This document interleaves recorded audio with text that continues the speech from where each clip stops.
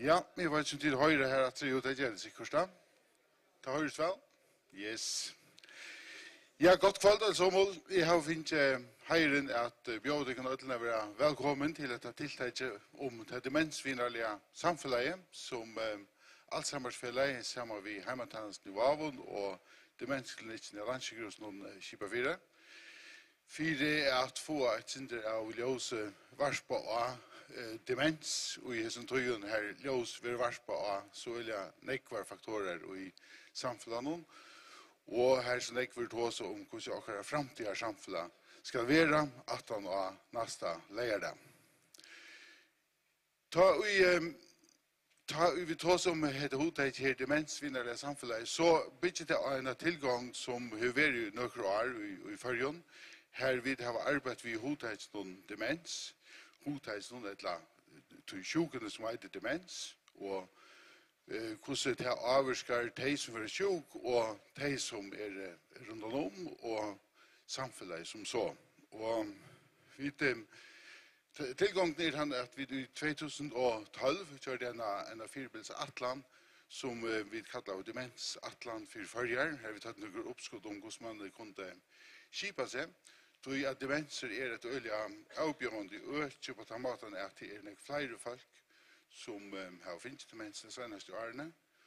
Og hvis vi ikke har til å lære oss den fra, så videre vi at det er et øke som for å vekse eisen her til åkken til neste årene. Og vi fra 2012 kom vi til en Atlant som er den viste demensatlanten. Og i 2015 kom vi en Atlant som er nemlig at det demensvinnerlige samfunnet. Og i tog Atlantet som var samstarv med nekvar instanser, er noen oppskudd om hvordan vi kunne komme her til at vi har et demensvinnerlig samfunn. Og det krever en samstarv av imenskene økene, med imenske instanser, kommuner, almannaverk, helseverk, vinneløyv og fellesskaper av imenskonsleie. Og det er en fyrsett fire at vi kunne, som man sier, gjøre til førre til et demensvinnerlig samfunn. Det kreves eisen penger til å få førre til et demensvinnerlig samfunn, og det har vært nok så greit ta i enda Atlanten 4 i 2015, at politiske myndigheter måtte gjøre noe pening til det, hvis det skulle bli til. Da vi lød i Atlanten frem i 2015, var vi rettelig framholdige på den måten at det var ikke så veldig noe land som hadde en demens-Atlant som var så omfattende som dere. Vi hadde fylt en avhøyden fra WHO, altså alle helstående om å gjøre en slik demensatlant for at gjøre oss klar til de brøydingene som får å være av demensøysene. Og vi hadde noen tanker om hvordan man kunne komme, så at vi i fargen kunne være i front. Det er vi ikke i det. Vi er ikke i front i det. Vi har ikke kunnet iverksette akkurat atlan om demensvinnerlige samfunnet. Og det kommer primært av at han Jottan som har vært fra det politiske systemet ikke har vært nøktende i mån til han tarven som har vært. Men vi tar og finner han Jottan og ligger her. Og selv om han ikke rakk til det som vi kunne også kunne gjøre, så måtte vi finne på ankre løsner eller ankre måter å gjøre det på. Og en av de måtene som vi så valgte å gjøre det var at ta ur Jottan som vi hadde finnet, og prøve å gjøre en pilotverk av Atlantsleiter. Og det kan jo denke for å være godt hoskoddeisene, at man begynner et sted. Og vi begynner også en samstarv ved Vest i Vavon, vi Heimatannelsen i Vavon, at gjøre en pilotverk av Atlant om det demensvinnerlige samfunnet. Og hun er så kort nå i noen år, og har lært dere noen ting. Og det som så som det hendt til det at våner og på en eller annen måte blevet et øke her som det blir mer fokus på demens enn ærestand i landet. Så det gjør en viss en mån og alt hver i landet du erst. hvordan det er at ha demens. Men i natter så kan man ut fra en pilotverkskatlan arbeide videre og tilrette og breie det videre ut om landet. Så det må være det neste som vi er ferdig under. Men her i kveld så skulle vi dvelge lysen til å høre om det her pilotverkskatlene vest i Vavon. Hva vil det si at ha demens i et samfunn? Det kan vi ha noen husskole, vi kan ha noen ideer om det, men hvordan gjør vi det i praksis? Hvordan har det gjort vest i Vavon for å gjøre våner til at demens i et samfunn? Det skal vi ta den her om. Og den første som skal få året til er Maria Skålen Pedersen. Det er så, Maria. Ja, god kveld. Ja, jeg er... Ja. Hei. Jeg har ikke vært aktivt om å være i pilotverkskatlandet. Jeg har mer vært spurt om jeg skal... Jeg var mal her, og så har jeg hjulpet til ved å skrive dette sammen. Min framløva var helt ivrørende, så det får høre settene til å være praktiske. Jeg får mer fortelle om hva atlene var, hva malene var og tilmeldene. Men jeg hører Arne Fære så lengt. Så at jeg viser at jeg kan sintre og hakthuller førjen. Det er en grein som er akkurat blivet aksepteret. Hun gjør det sammen med menneskelingsene. Og hvis vi titter her på det som er rett her, det er hvordan jeg kan nødgjøre case kallar det. Hvordan jeg folk får stafest demens som er. Vi så av årstullen heter fra 2012 til 2016, og vi så at det ligger så i midtelen halvtrus, og 2016 var det helt oppe av nesten halvfjers. Så det er her vi det, så nekva nødgjør folk kommer i skipene og får stafest demens. Det er jo piver til hvordan jeg kommer til utgrennen. Hvis vi så hvis vi så hittar efter allt någon så ligger det cirka mellan 88 och fors tar det vi stafest. Hända grejen här hukte ett folk så trusch och iver, men här är det eisen folk under trusch, det har vi tar snack om. Så det är omsökna som att det är mittlen och här är 16 personer under trusch som har finns stafest och slår demens i som tøyarskein. Och tar med allt som är 5 trusch. Ett annat som är rätt avvärst det är vi tar sport eller vi tar hukt efter hvordan det boen tar det kommer først for at det menneskeligene. Og her er så kanskje rett rundt om. Det fleste til man bor ensam men hjemme, og så ser man vi omkron. Og hvis vi ikke pluss at tølene ser man, så er det mittelen forsvall 50% av dem som kommer, det er faktisk hjemmebekvante. Og tog at det menneskeligene i samfunnet til å se utgjøre, ser vi kommende. Til det største parten er folk som vet mens bekva hjemme. Hvis vi lykker å ta sammen om mer, her til grafer som viser noe om hvordan demens er i førjen. Det første til kalles instanser til hvordan nytt tilfelle kommer om året. Det ser ut til å være sin svingende det oppe etter, men tar man råkner på det, så er det mer eller mindre til vildarlige brøytinger. Men så tykker jeg at prevalensen som er tale av hvordan hever sjukene en bestemt dato eller bestemt årstal. Ta så vi till hackande, akkurat som Thomas snackar om. Det är att Lukas med förrän är utomlands så är det hackande till det är fler folk som är äldre.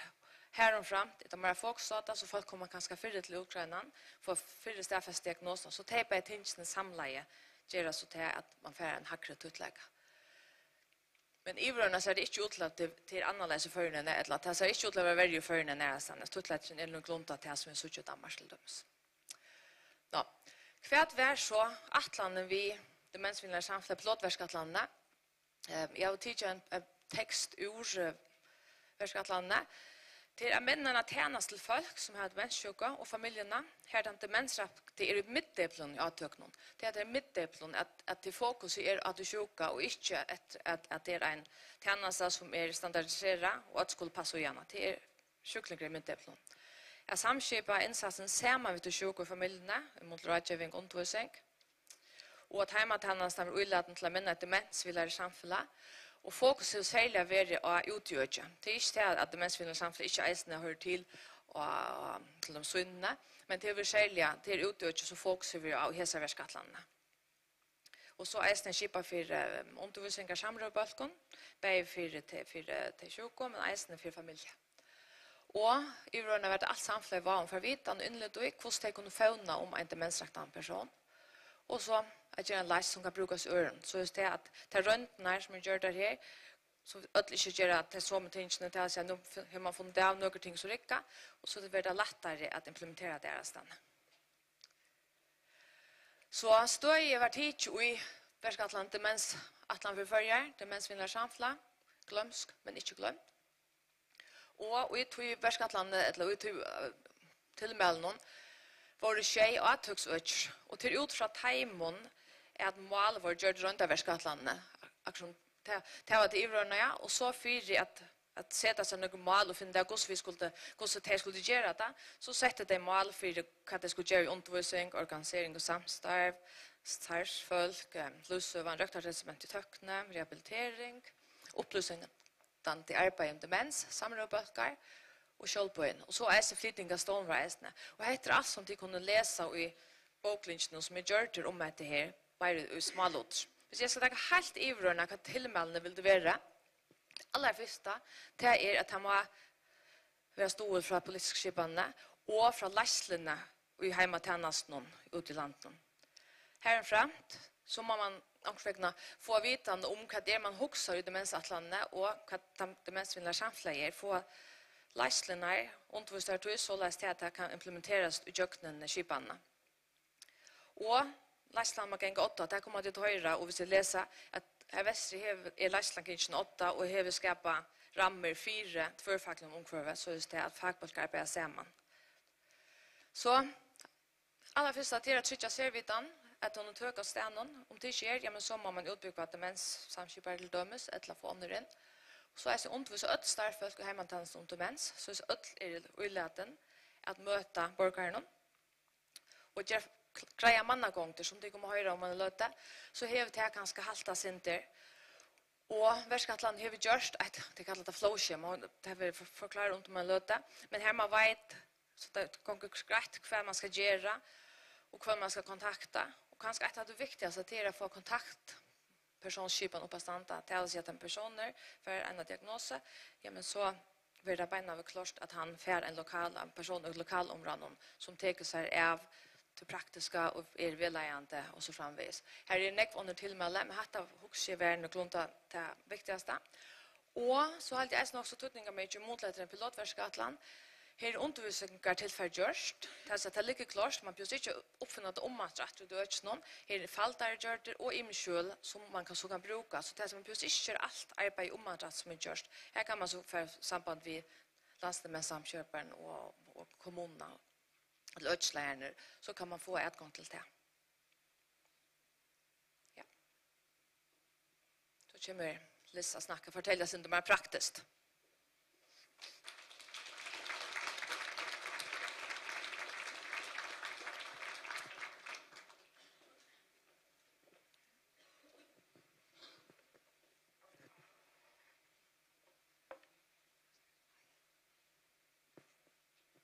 Ja, god kvöld. Jeg er Liss Hansen, og jeg arbeider som landsdemenssamskipare. Jeg skal så si jeg sender om hvordan vi har samskipa og samstarva og i det daglige arbeidet og i Verskatlandet. Vi har så som langt sagt tid støy og i demensallet 2015, og så vite hvordan vi kunne få tilmelding ut og i praksis. Som støvan vært, og at vi sier at vi byrja så var det øyelig til vildarligt hver hjelp man fikk hvis man finner en demensdiagnose. Det mangler i mannagångter, og den demensraktige og familien, de måtte selv megne oppgavene. Det visste ikke hva det skulle be om hjelp. Og hetta vi førte så øysene at demensrakt ble urolig, og vestene i kjøter er nøyot. Vi førte øyne at avhverandre ofte blir strångt. Og fag kom til utgrønnen. Ofte så kom det øyne sønt til utgrønnen. Hvis man vet hva vi fører å få en demensdiagnose som enda venter, ødlån til kjenta og i dagligdagen, at få en sjuk som reker til kognitiva, at foreløkker færre og det er stor sorg, at du som får en demenssjuk, det er stor sorg til avhverandre. Løgloten i familiene brøytast, og han skulle teka mer og mer iver der dagligdags oppgavene. Og en han som vi har hatt nekv samband vi, han ble vi å legge den tveit her, tid må gjøre noe tullige for at ånder ikke skulle komme ut av støvet som okkara familie kom i, at det gikk 8 åren man fann å ta hva det var, og alt det som det er vi først i torra familie. Og et gransking har også vist at rådgjøving og stod til personer ved demens, og tar det være tullige 20 ganger gjør, at det blir bedre før for jeg var godt liv, jeg var sjuk. Og det er kanskje ikke så nek som skal tilta i fyrstene, men en kontaktperson. Og undervis at de vet hva det er som gang fyrer seg, altså hva det og hva kanskje det går av livet hos en demenssjuk, og det ber jo til at man skal ofte kanskje komma til en accept av at det som var fyrt er ikke mer, men hva kan man så, og hvordan kan man leve godt hos en demenssjuk? Jeg heter Maria, så er jeg inne i år. Jeg vet som demensklinikken og heimatans var vi først under en av 2 år av verskatlan, hvers enda mal være skipa og åren av demensatlan for vår. Her tjenasen tok støye og tørven og treiten og kjøtte demensrakta og familiene. Vi begynner så vi at sette en av verskatlan er Loslo, og i verskatlan er Loslene her var Mario Restorff, løyer i demensklinikkene, og Hals Johansen løyer i heimatansen i Vavnon, og er som landsmessavskipere. Vi setter så noen mål. Hva skal til for å få en av de mest vinnerlige kommunene? Og verskatlandet Lorsland setter så østene tog avgjør om hva skulle undervises i for å få at folk i heimatansen skulle få vite og innlitt om sjuk nok, så jeg skulle møte noen personer vid demens og familiene. Og samtidig så blir så 5 stærfolk i heimatansen som var og fikk så utbygging som demenssamskipere, og hese fikk så arbeid av å velge seg inn og øker som de skulle undervise i, så at vitene ble av stenen. Dette var så de evnene som ble undervist i, personsentrere røkt, og man møter av hverandre, og høylen og etkjenner jo på demens, hvordan fyrebryter atferd, tropløkker, aktiviteter og kjøvmøyning, omkvarve, etikk og jorda. Og avkjørs ble så østene av vitan skulle stande av 2 månbøyene, den teoretiske pastoren, og så østene i versredan. Og arbeid skulle gjøres for å samantvinne hesebeid. Det ble lagt større det, tror jeg, at og i undervisningen var det østene alt og i refleksjon, hver man kunne samtidig som undervisningen var, reflektere over praksis. Ja, så ble 2 lokale demenssamskipere skjetter, Arle og May-Britt, og så fortsetter vi så arbeid hver morgen, Haltes, Løyeren og Arle, May-Britt og jeg. Vi har lett stolen til rette, samtidig som demensklinikken arbeider vi at jeg var på ut til tar lokale og demenssamskiperne, og her avstemmer så hva for opplysninger har vi bruk for, og demensklinikken sender så til bøyene bøyer. Arle May-Britt gjør så hjemme vi kjenner, bjøa og hverandre inn til samrøver, og det ble begynt en tilgang for ødelig tjenesten i arbeid ut fra tørren og kjøpe personer vid demens. Vi vil så gjerne at ødelig hjelp og alle stål skal ta støy ut for personer vid demens som menneske, at de fører ut av vidtja og hukser om alt av livet i livet, og også til hva det tøtninger mye for personene holder fast i.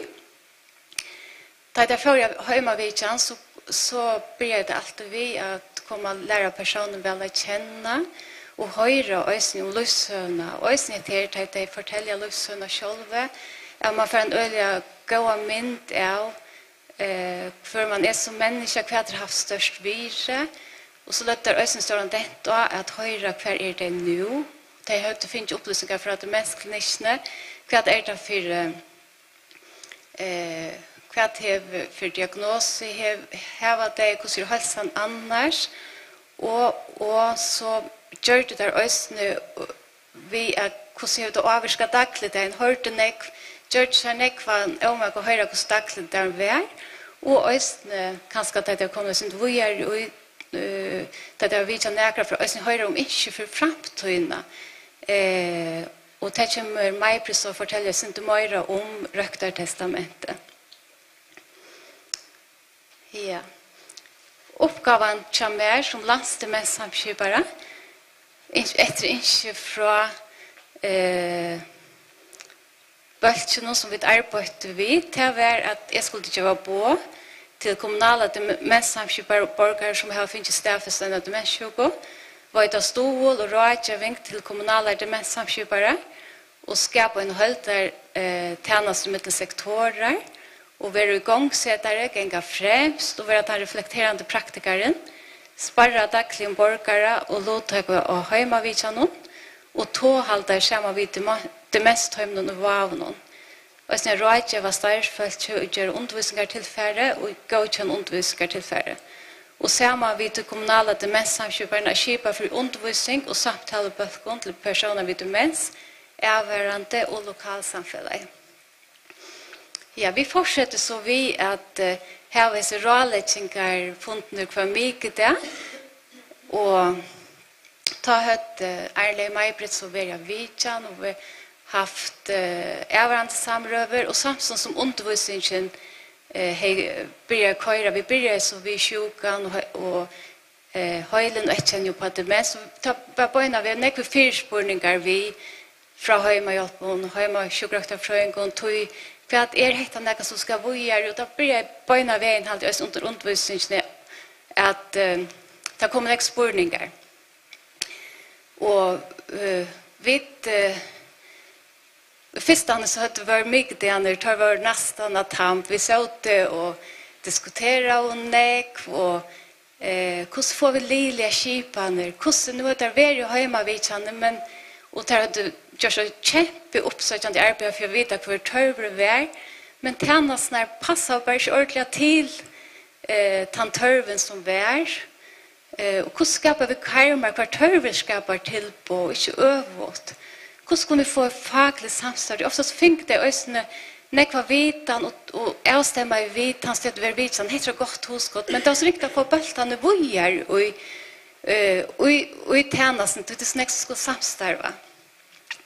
Och så började vi så skriva ner och så vad ska göras att när kvar hemma vi känner till till borgarna kvar till kvärt kvar arbetar kvarjon och begynte att gera utveckla ett flowschema som Maj-Britt också kommer att säga sånt mer om. Ja, och som sagt så det här hade gjort ett gott uppsökande arbete och hade nekvar upplysningar och hade ofta goda tankar om samma vi personer vid demens och överande avtala vad skulle göra så var riktigt på att ta ulla självt om det var timesfunder rekligt timesfund kvar det blev lagt fram men så är det haltes lojaren att börja ett tvärfackligt demens-time och det kommer haltes så gröjas inte mer från och till så nekva tämnas ulla tillpå som sprotten utfra som tajmesarbeid ett törvich av person vid demens. Och det kommer ärligt så att gröjas inte mera från oss. Vi har just a lite steg av vännen. Det är gott och meningsfullt arbete. Men det är ett störst öke och det kräver öliga nekva att få samskipa. Vi är så lite när vi världskatlarna och har något nekva malen, men inte öll. Vi valde så att börja att undervisa till sjuka och till sjuka som är att tulliga stadier og vi valgte å undervise avværende, og alle er heimatannasene, men vi atla øyne at undervise lokalsamfunnet til vi ikke kommer til. Og vi har arbeidet førfagligt og sett tullige inn ved hjelpertalen, men vi tar til øyne yngst at vi begynner å samstå ved hjelpertalen, men sånn til vi helst ikke kommer til. Og ødelig tjenestene er øyne inne av stånden, har finnet undervisning, og vi har fyllt nøkere borgerne som flyttet inn med en hette kost. Øyne at løyeren kommet vi til tøymesfundene, for jeg avleverer tar opplysningene som de hjemme har finnet. Men vi tar til Øystein haft yngst av være møyre, for møyre inn og det mest stoltene. Men hette hever være møynesfullt arbeid, og jeg vil takke alle som har vært vi, personlig demens, avhørende, og størrelsfølelse for så ser godt samstarv. Men jeg husker om hans lenge veveren for å få det godt. Det er også yngst at man fremover, som det ble tilmalt nye stund demens og alle noen, at man ber fra landspolitiske og kommunale skjøye vil gjøre mer konkrete demenspolitikker, og man gjør rævfestinger så at man kan gjøre mer, gjøre et størst teg som øyne til det tror ikke velge til. Takk for det.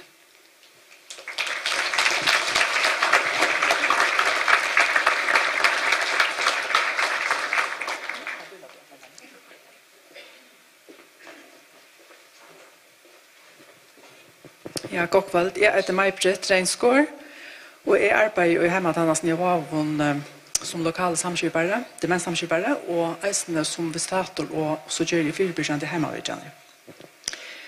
Og jeg skal først si at Lutsynder helt stått om flowskjemaet som vi har gjort. Da i Verskatlandet begynte i her vestre, så visste vi som starvast i Heimatannasene i Vavon ikke så snart helt utørskelige hva det var som hendte da en borger fikk mistanke om demens. Hver henvendte vi kommande seg til, hva ble gjørst, og hver gjør det så kvært. Men i Jøkken og Verskatlandene så funnet vi så fram til hva det var for kanninger og oppgaver som kommunen lagt ned i, og hva det var som demensklinikken gjør til 18. Det arbeidet var langt og kjipa, og det var faktisk nok så lett å sutte en reian tråd i tog arbeidet. Spårninger ble så hva ble okkar oppgave ute i lokaløkene. Hva var det som manglet i for å hjelpe borgerne? Og dette avduket seg så først sånn som Verskatland helt fram. Men det vil så være at det flere imiske parster som om en borgere, og alle har kursene oppgaver som de skulle gjøre, så det veldig skjøtt at man ikke vet av hver nødron, og at alle sitter vi imiskere vitan om borgeren ute rundt om av kursen sted. Og det så vi som en trobelegger, hvis man skulle vite noe av hjelp. Så for jeg skapet et overblikk, for alle parster som var om borgeren, så valgte vi å prøve å sette det opp som et flowskjema. Ok, jeg hadde ikke akkurat det som det ser ut i det. Ja, det går mye. Men alltså enda mal väsen flowscheman var så att man helt greit skulle söka kvar och göra kvar uppgifter, kvar kanningar och när det där blev gjort där. Kvar rättfyllt. Nok så tölja och i Verskatlandet blev vi eisen samt om att det blev nejot att dela vitan i mitten parstarna. För att få en några tjänst till borgaren. Vi tar ett inskjø om man rønner gjøre det så enkelt som mulig for borgeren som demensfaktor. Det skulle ikke være så løsning at det var borgeren som skulle være at han som nøttes at minnes til å være bo i midten parstene. Det var noe strøyest vi gjør som Det mest alminnelige til at borgeren selv henvendte seg til kommunlagene til han føler at et eller annet er gale. Men det kommer nesten fyrir at onker ringer beinleis til heimatjenestene, eller kanskje til demensklinikkene, eller kanskje onker en helt annan parst. Men det som vi gjør det er at vi melder folk til affæra til kommunlakna som det første. Kommunlakna skal gjøre noen innleiende kanninger for at utelukka at man ikke har noen æresjuk og en demens. Og ta i ter kanningene er gjort der, så det kommunlakna som sender en avvisning til demensklinikkene. Og demensklinikken har så sånne første mannagång til akkurat hver rettjefylke til å gjøre sånne kanninger og hvordan lengt skal være middelen.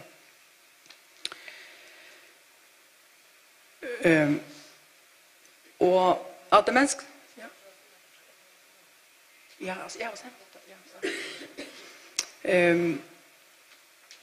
At demensklinikkene her være så spurt inn til, altså til borgeren som har finnet seg diagnosene, om han gjør samtidig til at han vil bo fra ut til kommunale og demenssamskiperne, om disse diagnosene og støvene til å komme nå. Og så var det til så opp til en kvann å si ja eller nei, men til så hvordan så det en nok så god måte å få samband ut og lokaløstjå på at vi får bøyene fra demensklinikkene, så at jeg ikke vil ha slept opp av fjall til det og finnes diagnosene.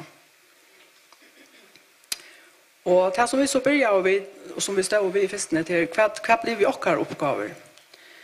Og det har funnet vi så frem til sånn her Jøknengangene til Jøknenverskatlandet. Og det var til dømes at vi kunne gjøre oppsøkjende arbeidet, og at kommunale demensarbeidsgiverne eisen kunne veite stål og rådgjøving, begge til den demensdrakta og til alle familiene annars. Og at det var vi som skulle være nøyhuksende, ta i tjenesten ikke nøkta i tørven av borgerne. Og det var vi som skulle samskipa og lusta, lære inn i størrelsesfølgene. Og vi skulle eisen være bindelig til kommunelakene og til demenstøyme, til det tilbå og ærer vi kommende parster. Og det var vi som skulle hjelpe til demensdrakta å få en skipa igjen inn i halsrykan, og så hjelpe man gjerne som overhover var mulig. Det var eisende vi som skulle ha arbeidet av kundene om skipa i tiltøk som annars er ute i samfunnet rundt om i fargen, som er tillegget til demensdrakt. Og til eisende vi som har arbeidet av at han demensdraktige og familien får undervisning og vedlæring som de har tørva. Og til vi som standa fyrir at hava avværende balkar etter tørve. Og til eisende vi som skulle samstarva vid det tilbøy og ta i en demensrektor eventuelt skal byrja her. Ja, det her er jo det rette flåskjema, ja. At jeg kan bare standa og en og løtt og så folk sutja det, ja. Det neste som jeg skulle si også helt stått om til å være røktartestamentet. Det er sånn at livssøva, det er et arbeidsambo som har blitt brukt innenfor demensrøkt, ganske særligere, og i noen år etter håndene, og til nok så kjent ut i middelfolk etter håndene. Så det skal jeg ikke si oss noe om livssøvene, men det er noe av forstått at man har arbeidet eldre og ikke noen i noen år, så vet vi at ta i demensrøkt er å komme nok så lengt ut i sjukene, altså kommer ofte større og troplere avgjører som skulle tekast. Og da har vi ofta sett at det er familjen som brottliga stentor utan av vilja da, men til så de som skulle teka seg avgjørende til han demensrakt, de blir så mye sjukere at han får ikke avgjørende selv. Og det er ganske ikke for å løtene at det gonger opp for nekvån at de faktisk ikke har alle de videne som de vil du yngste det høtt for å teka det rødt og avgjørende. Og det er en øyelig svar støve av standtøy. Så det som vi hoksa av, og det er at lukka som at køyre et arska træt og på visa lussøvna som vi kallar for røktartestamentet. Her vi hoksa av at han som blir rakter av demens sjálvor kan teka støv til der avgjørende som skulle tekast og skrive under på dette kjælene, så at familien ikke skal standa ensamme til lytt i sættene.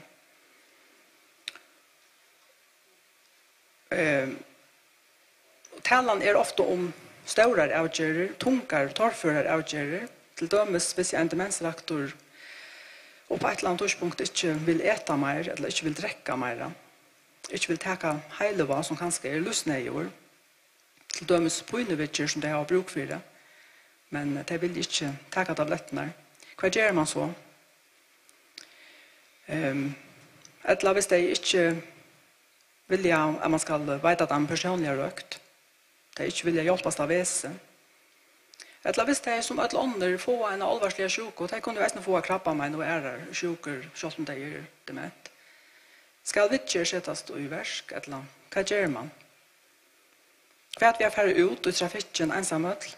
Hva vi har brukt GPS? Det øyelig og nekvar større avgjører som det ofta stand og skulle teka, som ikke alltid så stortlige. Men det sier seg selv at det sånne alvarsamme avgjører som har alvarsamme filter, så det ikke akkurat det første man legger av båret når man fører det første hjemme ved kjennene. Det nøyet at man skapar et godt samband og en god relasjon til folk først, og man begynner å ta som jeg sier evnene. Samstundet så har vi et eisen tid til avgjørende hjemme til henne. Jeg vil halte at det er så mye større avgjører, og det eisen kanskje en fyrsitting av livsborninger at man skal skrive under på en så skjell, at det til kommunale demenssamskiperne, eller hvordan så er en deltaleiere, som taker seg av å få at det skjell det utfyllt, snakker vi kommande om det, og sikrer seg at den demensraktige fører for å skrive under. Ikke kommet for lengt i sånne sjukker. Og samstånds eisen vil vittne til at det den demensrakte som selv skriver under frivilligene og vet hva det han skriver under på. Det har vært det som er hei.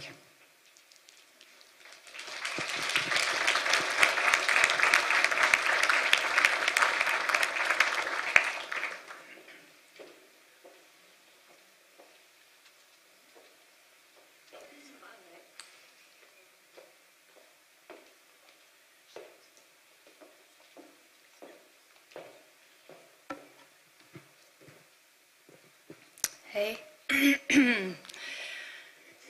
Jag heter Arnley, är sjukraftarfröjningskår och arbetar som visitator. Har fyrbyrjande hemmavidjaner och arbetar som kommunala demenssamskipare i hemmatanasnivå av.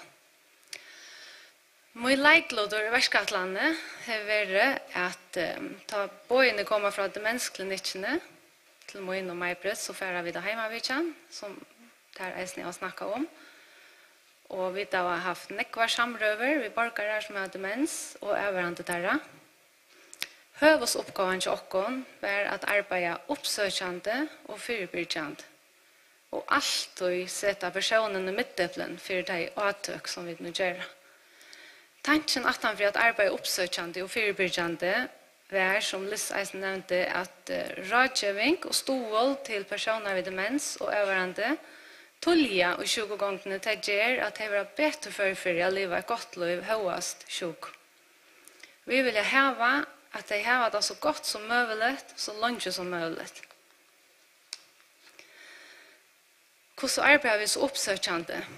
Altså, jeg tror at jeg og Majbrit vil ha boer, fyrirbyrkjande heimavidjaner, så finner vi just en part av de oppsøkjande arbeidene og i som vidjanen. Og til de som ikke vet hva fyrirbyrkjande heimavidjaner kan du fortelle at det et tilbud til alle 45 år og være en samrøve og i heimen og borgerne har vi tåsa om hvordan daglig det en gonger. Og i den fyrirbyrkjande heimavidjaner har vi som møtt borgerne som høtt og demens etkjenne og kunne gjøre råd og stola vi kommande jo i affære at lakna og at teka sin etkjenne i alvorligt. At arbeida fyrirbyrkjande. Da vi fører heimavidjan til borgere som høtt demens, så vi at han sjuke og øvrande høtt tørva og yngst og verilig å få mer vitan om demens. Flere av heimen, demensrakt og det var kommet lengt i sjukegångene. Familien har vært frustreret her. De følte oss i hjelperslesan og strångtene av støvene. De visste ikke hva de skulle gjøre, og de hadde ringt ved å be om hjelp. Så gjør det en stor antydning at tar vi fyrirbyrkja, at vi bjør og kom fram til å komme av disse heimavidjaner. Vi har brukt nekva tøy og på stola og rådgjøva her som familjen, men dette vistes ikke være nok. Vi måtte ha opplysende tiltøk om demens for bedre å kunne nøkta tørven. Jeg kom mer enn å hette settene. Dagligdagen kjøtt i sjuka og avvarande, han mengan avbjørende. Jeg kan nevne nekrar av utfordringene som det avvarande standa i. De takker ivor alt av huslige arbeidet, samstundes så må de ofta røkta og dreie omsorgen for de sjuka og enta færre de eisen til arbeid som er av dem. Onker over nødt til å si oss starve. Om nottene hentet til mengan av kammer som er stongt, til avvarande utlikveie og bensjen fyrir av sovna og ikke høyre at han skjorte for ut om nottene. Onker avvarande forteller eisene at han er onkt og bundet beinene sammen for å trytja at han vaknar. Og som noen førhånd slipper mækken helt ikke å sove sammen ut i sjuka, utan sjuka ikke kjenner mækken mer. Hetta og flere er utfordringer verleigen som nekker med familien i det. Gransking viser eisene at avvarande til folk med demens, de mer utsett for å få dunklende og likanlige sjuker, og større vantan for å dødja enn ånder. Vi så kjøtt at det gjørtes nøyot at hoksa tjenesteren. Som jeg nevnte, så var det ikke nok å rådgjøve og stola her som familien. Vi måtte til å hoksa om hver tjenesteren. Vi tar nekva gode tjenester, og hjemmetjenesten i Vavon. Men trobladjen var at hese tjenester var ikke nok til å nøkta tørven til demensrakton familien. Dette var mengan frustrerende, til vi så en tørv, men vi kunne bare ikke nøkta tørven. Det fanns det ikke tjenesten. Vi har vært heldige at haft Liss, Vestre til Åkon, hver viko. Og mengan har vi ringt og søkt om rådgjøving og stål fra henne. Dette samstarv vid demensklinikkene og særlig Liss har vært sera mennende for Åkon. Og eisene så har vi haft Haltes, som er gynnt 8 og i hese Verskatland, og har givet oss grønt jøs å prøve i minst av. Det har vært sera større tøytning. Fyrir jeg nøkta tørven, til demensrakton og avvarande, så har vi vært nødt til å bjøve noen tjenester som ikke var og i okra kipan åren. Mellom annet så har vi vært nødt til å sette stål inn i heime. Vi ferdig bjøve gongturer. Vi har haft avvarande kveld og kipa fyrir tiltøkken til demensrakt. Og så har vi gjort opplysende faldarer. Der standa av båren og nær atre. Han egner om demens, og faktisk en avheidan om å få folk for at lakna og at lysa hvert demens etkjennig og at det kunne være der også til at man hever seg etkjennig utan demens. Og så gjør det en fall der om at samskifta. Vi så ofta at samskifte mellom demensraktan og avvarande og mellom demensraktan og starsfolk kunne være nok så trobult. Jeg vil lukka nevna de tiltak som vi så prøver å sindre av. Vi har i heimatjenesten et datelhalt i Vanshus, som til alle heimabyggvande pensjonister. Her gengar nøkker som har demens, og de truvas sera vel. Men det ikke alle demensrak som truvas vel og føra ut, så de føler seg tryggere over heima. Og det har de eisen gjørst åren det blir sjuk. Vi tar eisen å gå heimatjenesten, her heima hjelpene gengar inn til borgeren, men det fer ut at til oppgaven gjort. Hesa tjenester nøkta og ikke tantørven til demensrakton og familien tarra. Talan var om nekra borgare som var kommet lengt i 20-gongene. Hese borgare var ofta utrygger og kunne ikke være ensamma heima. Avvarande til vår eisen utrygg, det tar du ikke lette borgare være ensamma, men var ångte nødt til dette, da de hadde et arbeid å passe. Dette ble uuthaltelig. Mærken kunne ikke føre ut, og bøttene fikk ikke samle seg om sitt arbeid, og det er voksenbøtten vi snakker om. Vi familie og eisen. Her prøver vi å sette inn ved stole. Ved stole så mener jeg at det er starsfolk som kjente til demens, da kom inn i heime av være til borgerne ved demens. Oppgaven var å bare være til steder, å være nærværende til borgerne. Kanskje så får man ut en gongtur. Hervis så slapp mærken ut av å være sammen ved ørenfølge, og bøttene fikk arbeidsfri. Borgeren kjente seg tryggen ved hese tjenest. De avvarende fikk avlasten og følte at de fikk iveskått etter. Talen var ikke nekva timer. Jeg har sittet og prøvd alt sammen, og i alt fikk den ene borgeren 2,5 timer i 3 viker. og hin fikk 34 timer om vikene. Et annet tiltak, et en tjeneste som vi så eisende får under, det var nekre borgere ute, som var nok så tullige i sjukene, til de vel genga turer, onker bor ensamadler, og det mangler lykka som man får onker en genga tur, vi kommand. Vi får så underskiva for gongturen ena for om vikene, for demensrakt. At nå så var det lød vi dent av at vi fikk kaffe og hona og prata oss sammen. Borgerne var glede å møtes ved øren, demensrakten tar to så nekk om til at gløyma og gjøre god råd til hver annen. Det tidses som at demensrakt kommer til en bedre aksept av sjukene demens da de møtes ved øren, demensrakt. Det ser bare så ut. Jeg har skipet for jeg som gongturen börjar vi, men tjenesten nå blevet en pastor av Ivans Jose. Så igjen får vi under at det var kvöld for den erværende. Vi har haft 3 imes kvöld ut fra tørven som vi så at de høtte.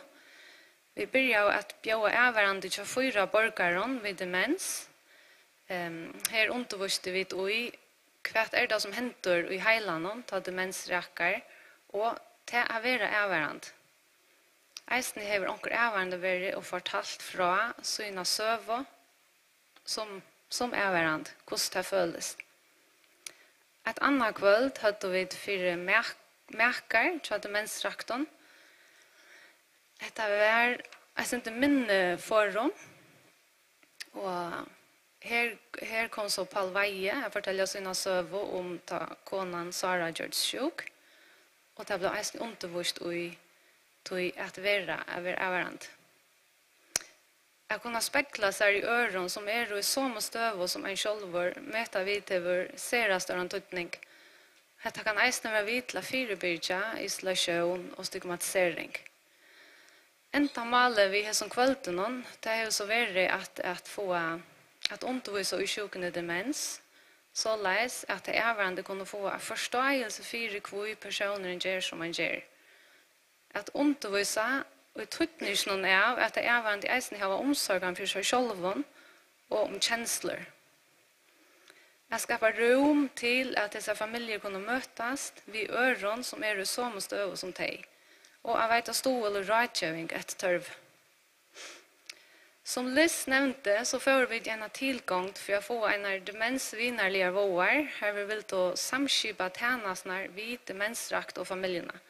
Tog har vi lagt serastørende dent av å få atmeldinger fra erværende om hvordan de har opplevd kveldene, og jeg vil så gjerne dele det vi tykker her, noe som de har sagt, med landa videre og glede at det finnes mer vitan om demens. Vi ønsker å møtes atter og fagfolk til steder som har vitan om demens. Det er godt å søtte at vi ikke ensamme og at høre ånder skia sine søver. Vi skiljer bedre hver annan enn ånder skiljer oss. At undervise borgerne ved demens og ikke var høve at de møtes ved øren demensrakt. Det var så det 3 kveldet. Her valgte vi at bjøve 5 halte det var demensrakten som var tullige og sjuk og gongtene vi nærmest og erværende.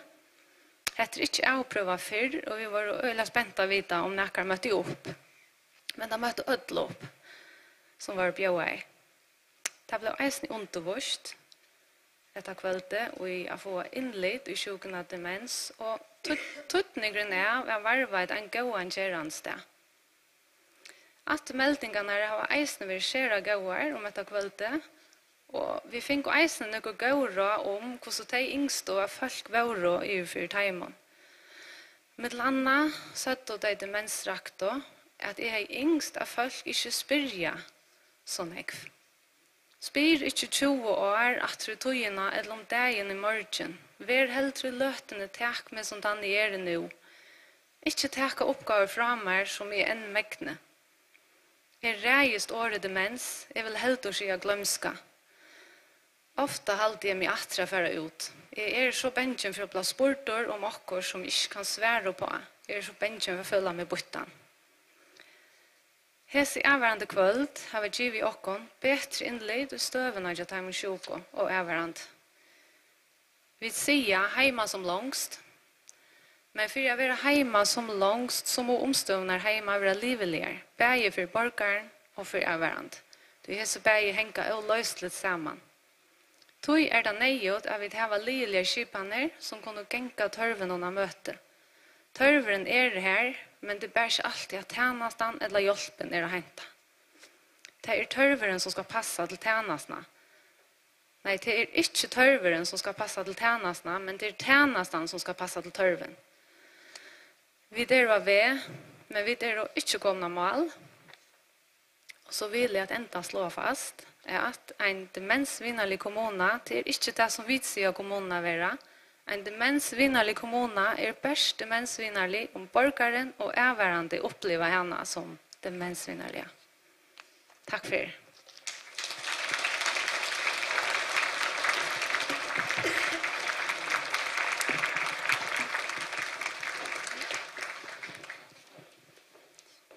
Hallo. God kveld til død. Så det siste opplegget som jeg skal hava, og det Høldartjenesta og demenstøyme. Vi sier, det sender oss nye anlitt noen fra 2015, at man skal hava en Høldartjenesta til folk vid demens. Og Høldartjenesta i okkara malet, han merker at vi skulle dekka at han tørven. Altså, ofte så har vi disse kassamentene kanskje, som hette har vi da bjøret, så det nek som kanskje ikke rykker noe gjerne. Som Arnlei og Liss var inne i, og parstvis Øystein Meibrett, så følte det der at bøltene kom ikke ut i tjenestene til som der arbeidet videre daglig, og at arbeidsgångene ikke gynker noe vel. Og så får vi det ommater at hitja etter hvordan vi kunne gjøre det bedre. Valt var så at vi tog noen størrelsfolk ut som fela skulle lytte demensøkje, og nå vi da utgjørsjonen. Verskatlanden, hun av utgjørsjonen. Og så valgte vi noen størrelsfolk ut som skulle være i sånn tøymenon, og det var lands og kommunen demensanskyperne. Og så var det heimahjelp, og så var det en sjukarakterfrøyng til Anse Fuja som sjukarakterfrøynger, og Anita Olvina, fysioterapeuter, og så var en fra Dattelbanon, det var Sikron, og så inkom som doldarløyer. Og så at hokka vi til folk inn og i tøyme hvis vi har bruk for det. Men hette var så ta luttla tøyme, verskattene tøyme. Rammen for tøymen ble så male var at demensrakt og bygge høyma for en halvdartannast. Virene var tøymes arbeid skal myndast av at øtl og i tøymen gjeva så et utkast, tant demensrakt skal være midt noen, og vi skulle finne løsninger. Forløgjen, han skulle være tvørfagligere. Og praksis, det var annan komik da, 8-15 til 20, 2,5 var jeg, og i første var vi, bare, hva skal jeg si, en tvær, 3-4 viker, og så tok det her Ivor, og det har seg Arnleip, så 2,5 skriver hver så inkom doldarløyer. Og så får undervisningen i gang, de undervisningen nok seg selv, og i tøymes tilgangt, og menneskene av en tøyme, hvordan man arbeider sammen. Og nække av det ferdige nevne her, for at vi avtaler om hvordan vi arbeider. Vi skulle i tøymen og hokse om hvordan vi har tøymesfonden her, hvordan vi akkurat lærer, og det var området for at menneskene at tøyme oppbyggende, lærende, åpig, innovativt og etkjent. For en stakke borgere kom i tøyme, som Arnleid var inne i Johanne, det kommer fra demensklinikken, så kommer det ut til kommunalen. Kommunal demensanskypere her som bare har steg her nå, og her takker det så vi en tøyme, hvis det tørver av at det har bruk for mer tjeneste enn det her på Kungjeva. Det vil si at det er undervisningen som er i Ivans huset og heimavidkene fra tøymen. Skulle takk for en stakker borgere, hvis demensrakt kom i tøyme, skulle tøyme så lett en atlan for borgerne.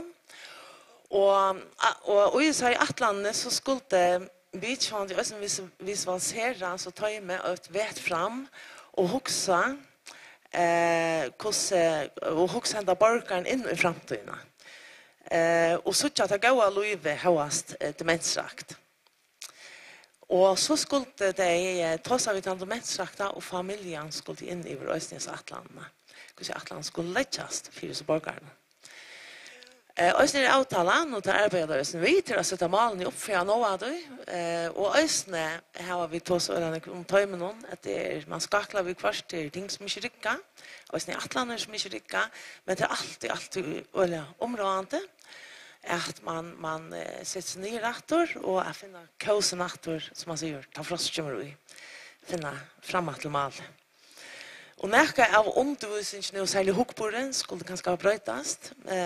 Og her var det at det er søvner, i stedet for å si fra, som til dem som har med åpner, som kommer nekk for disse folkene, vi har så først noe demensankjøperne, det er nekk folk ofte rundt om borgeren.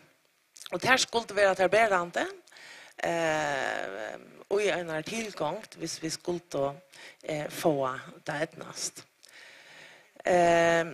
Oppgaven til det tvørfaglige tøymen var først og fremst, og kanskje det mest områdende,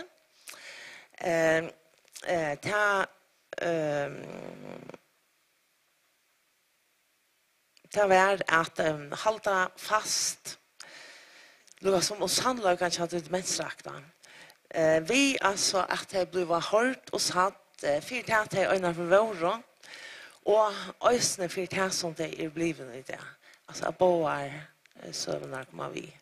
Så nekka brøytes jo. Gjeranstæren er nekka brøyter, men sannelig skal man suttja søvner som det er øyne for våre. Og så arbeider vi frem med en tilgang til her begge tante mensrakte, og særfølsene skulle mennast i tilgangene. Det skulle læres og mennast i tilgangene. Enda mal var at Øysene, og vi tog så oppgjomt at tøymet og gapert, enda mal vi smartan var Øysene å skapa en hukkbord, at alt ber til det øvete i prekva, at man må røyne seg fram, og at vi ikke har tingene i oss, men at starfalkene ikke var så faglige, men også personlige, og særstakke utkast, som tilsammans skal gjøre borgerne og en gode tjeneste. Jeg kan lukke nevne til oss når refleksjons ble sett av skrå, og i verskatlandet togene har vi vært nøye, jeg har hatt refleksjonsfonder. Og for ta i mer refleksjonen har det vært at man hukser seg om og stekker av, holøyer, og at hverandres ting, bare så nærværende, hverandres ting kanskje som ikke ganger godt, og det som ganger godt, at kanskje gjør det sin større. Og utslutene av refleksjonene tar man være menning, så at vi klarer bedre å arbeide, og klarer bedre å være her som tjeneste for de demensrakta og øysene for familiene. Ja, som jeg sier jo Arjen, så halte jeg at Arnlei blevet han som ble tohaldere, og tidlig, jeg synes ikke øysene tar hun senter på ut, at og så synes jeg at hun tidlig setter skrå at jeg ikke er oppe som ble undervist i festene. For vi tar mer til steder og hva det gjør. Og skra i hver affær til Tøymesfonten. Samrøver har vi også tåsa nok snakk om at Tøyme utgjøkken samrøver skulle oppbytte og skapa de gode relasjoner vid den demensrakta som tar daglig affærast i. Og også at mennes jo i at jeg har vissa samrøvene og at jeg har åpert 4 samrøvene. Og ta ofta bare parstar takka eller ui som samrøvene så er sikker ui, og har vi kanskje også rundt ut ui, at han demensrakte henne gode relasjonen som starfølsene og kommunale demensanskypere får vi tar demensrakte et eller annet sted som minnes personer da, og et annet skapast, eller blir skapt. Og jeg halte i øsene at det er så samrøvende her i familien at han demensrakte og åpenløyken, at man tårer, at det er sånn læ ofte han skapar uttalte muligheter, altså det skapar sånne muligheter. Vi arbeider og gjør det, og jeg halte i øsene at Arnlei meg blir søttet av nok så vel, at det er ofte han er her, at nekva tilbånd er kommet. Så det mest vinnare samfellet, så har vi hukket etter tog, hva er det for år? verkanalysen her, hon printer ut i det, og hon ligger attast her, nu tar vi for å ha pausa. Og hva det for år som kan gå 8 år? Og det har vi skrivet her, og det demensvinnende samfunnet, hese åren ble vi gang 8 år som øysen som kanskje som det demensvinnende samfunnet har bruk for det. Og det er personsentreret røkt, nødvendig tjenest og refleksjon, avhverandre tverrfaglig tøyme, tørvår skapet til på, nøyhoksan, utbyggving, og så det AHV12 og gasslig sinne. Her det starfolk, altså, det som skulle arbeide, hvis man vil arbeide vid demens, at det krever av åkene at vi AHV i utøy, alt som får vid demens, og at vi tålen, og at man har gasslig sinne. Hadde ikke som sier det, hatt en som heter Tom Kitfoot, en psykologer som skriver noen bøker og gjør kanninger av det. Utbyggving, så det lidelige skipaner, og så sjølvande nummer 8, som vi atla og vidt demensatlan fra 15, tar med over, det var skipa demensøkje i atla førjar, bei kommunalt og lands, og det man skipast. Ja. Men jeg skulle snakke om tøyme. Jeg hadde også en menneske om tøyme noen. Her vi inne i Arden. Hun må kanskje til aller skjønnest være 4 tandemensrakta. Hvor jeg? Hvor tant som vi her 4? Og her må man innan ta livet av livet alltid. Halt vi tar to sånne om til kveld. Høyest mång vi som diagnoser, så det imisk. Etla seg sjølvan, som det alltid har vært, vi tar med brøytingen som Og tog må og skal tøyme, alltid hoksa, tante mensraktan og i midteplen. Takk for det.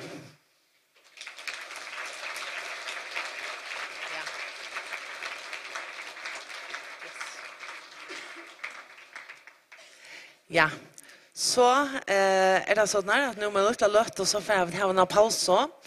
Men til velkommen til å teste spørninger til Arnlei og Liss og May-Britt og Åkon, til den faglige parten som nå. Og så vil det og at det var en liten pause, og så vil det palborsfond. Og det mens vi ikke mer berettet. Så spørninger, endelig. Til den faglige parten her, til TR, som har vært korset frem. Ja, det jo två kommunala demensanskipare. Nu har alltid det sett att två kommunala demensanskipare blir sett det var ett öla lut i ökje. Så tar till som då bestator och tar har 4% hemma vi känner att trätt så bara två demensanskipare. Och här var 8 timmar i parst om vikarna som det. Jag kan säga Rona var också en sektor demensanskipare på sig av och sånt här var kommuner runt att få liliga lösningar. Slags och det ganska bra tror jag. Så vi har uppbyggt oss en dream mest. Ja.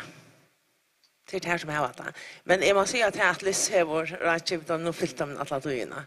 Och som Arne säger, jag hade inte velat klara och utan landsdemensanskiparna. Det hade jag avgjort på vi kunde säga att jag hade inte klara. Jag kan se att landsdemensanskiparen som står uppe igen, hon har runt personer, ja? Och vi vet lunch, lunch. Hon arbetar sånt mån och sin näckna kvar. Som fyrbryggare. Och vi har demensanskipare som tar.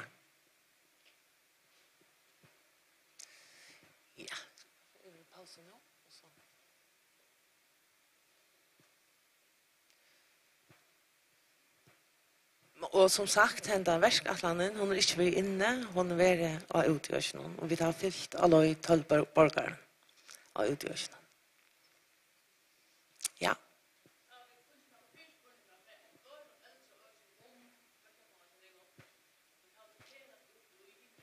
Nej.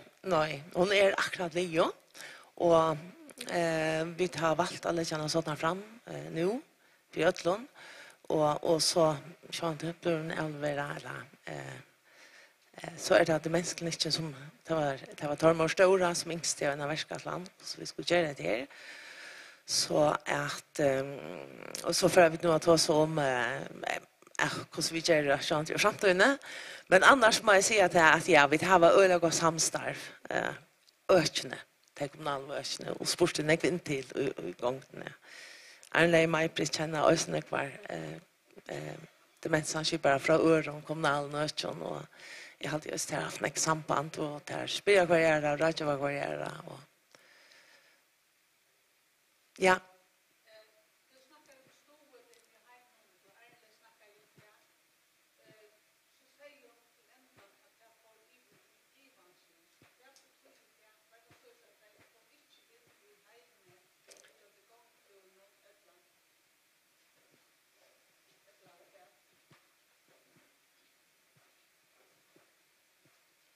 Ja.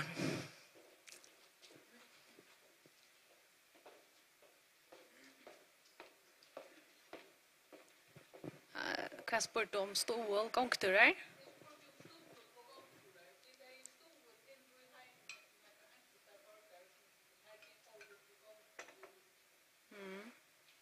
Ja.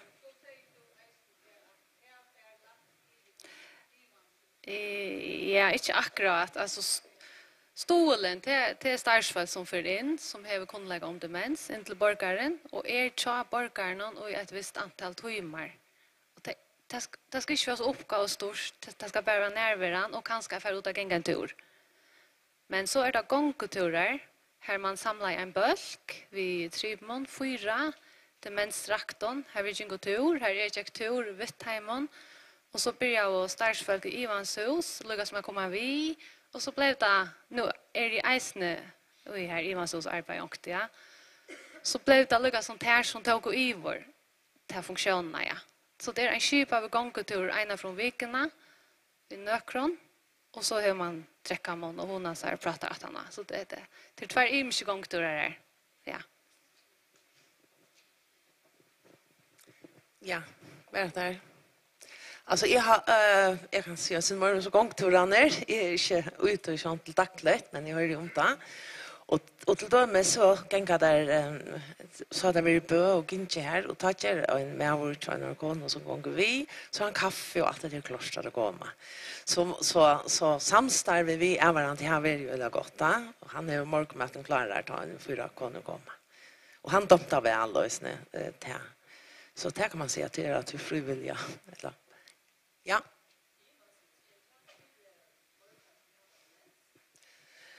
I Ivanshus är det där tillbörden, det är center. Ja. Ja. Och så gör man inne i Ivanshus är här där starfasne kunde göra balkar till det så största huset. Här är möjligt för timon i muskon balkon. Det är fast starfak. Sykron ut menstavn och så sitter på ett attavyrde. Hon vill vi ut menstavn. Jo, det är nejot att här vi ut menstavn. Ja.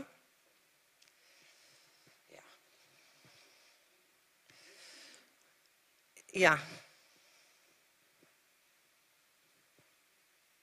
Alltså jag kan lugga säga att ta en borgare kommer in i ta anleit här komma via en borgare in i tajmet en borgare som brukar för att tjänas då.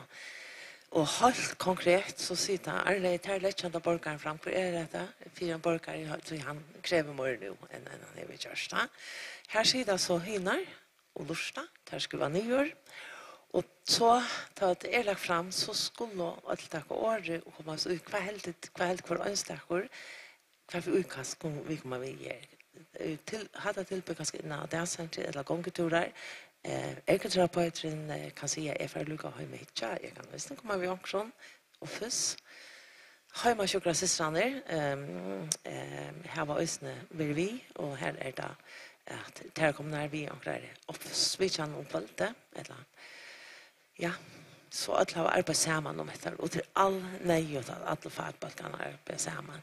För det är sagt så att inte alla hemma sjukhussystrander vi det är en som häver vi verkskattan ja. Ja. Ja.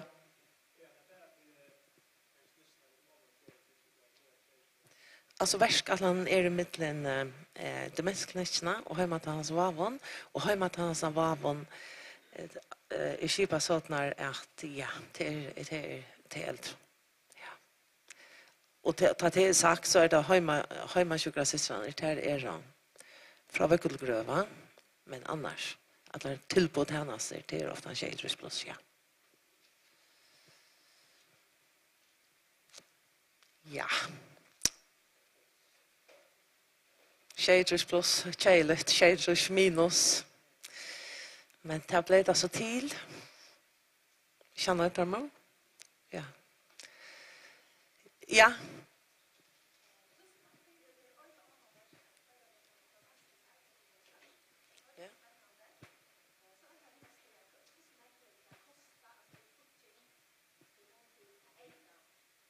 Ja.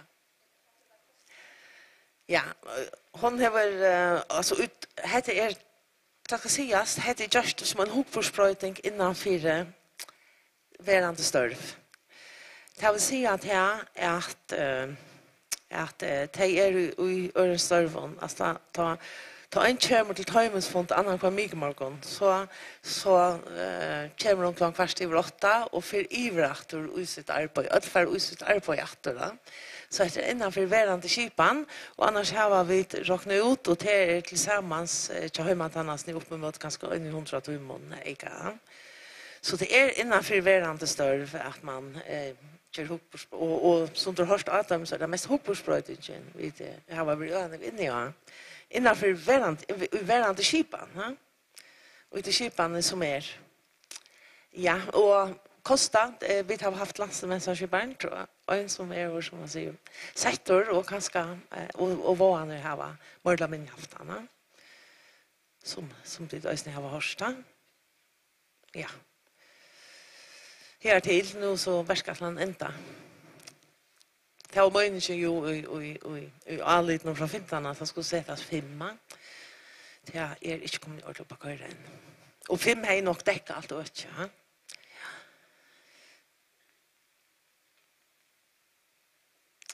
Ja, test och i alliten från 2015 här ständer det att det skulle sättas 5 landsmästarskiparna. Som ösne är nejgjort, alltså vi hade inte klarat det här utan Liss som är landsmästarskipare. Och det är så inte hänt, inte sett sådana det manglar. Och det manglar inte, vi har haft det praktfullt i 2 år, vi har haft Anna och annars. Så det är inte ordentligt det gott. Men hin i ösne sån GT kommuner manglar också. Det är bara räkna vi. Ja. Är det några spurningar till jag ställer inte upp i politik så kanske är det en lösning politiskt, va? Jag känner Jon Ver, kan vara här, ja.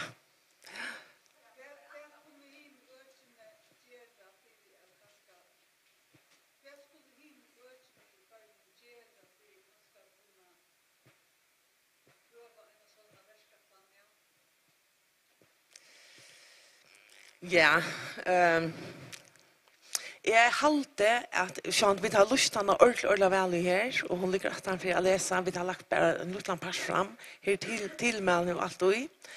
Men jag halte att först och främst som mamman får landsmästarskip när vittnar det på göra.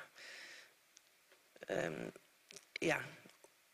Och ja, och tar kommunala mästarskip mot göra ja. Jag får det här på göra. Det är alltid alltså. Rätt innanför det hon all nej ha.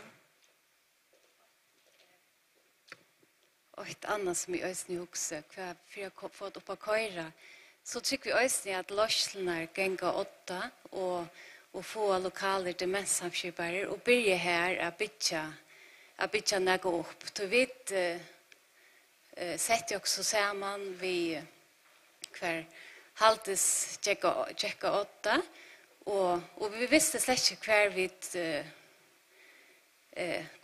vid ända av men vi började så istället och tog och för ut av lusta vad är det som är törver och så är det så sprått ut från här te tillbörande som tärtjänsterna som är komna så lösla och få lokaler demenssamskipar som är tog till uppgifterna. Så det tycker jag som man ska huxa om att det är en uppgave som är väldigt krävande. Det tar nekva tog, det har nekva bultar i luften och skulle vara tåhaltare. Så det har alltid varit här. Och sen är vi har placerat åpert. Så man huxar om ut i ögonen så är det öliga starkt vet inte ordentligt att vara. Så det är öliga till fältet för här akkurat ta om några lofta bulten eller inte vet ordentligt kanske för hur åpert är akvarium. Att man välja sätta klart upp för hever åpert är akvarium. Det är alltid här i Lorsland kontaktpersoner och vi börjar skipa för hur åpert är akvarium att så det här vill jag tillmalt att man börjar vid. Ja. Så halte jeg vi færre at vi pausa og til høyma gjørtar, smakaker, ordentlig lekkrar, og så er det kaffe og te. Og at han er det palpersfond. Gjørs vel. Og at han fri her standa falskene som har lagt fram, og til sånn er klare å prate av etter, kom vi stund spurningar til deg. Finanslega.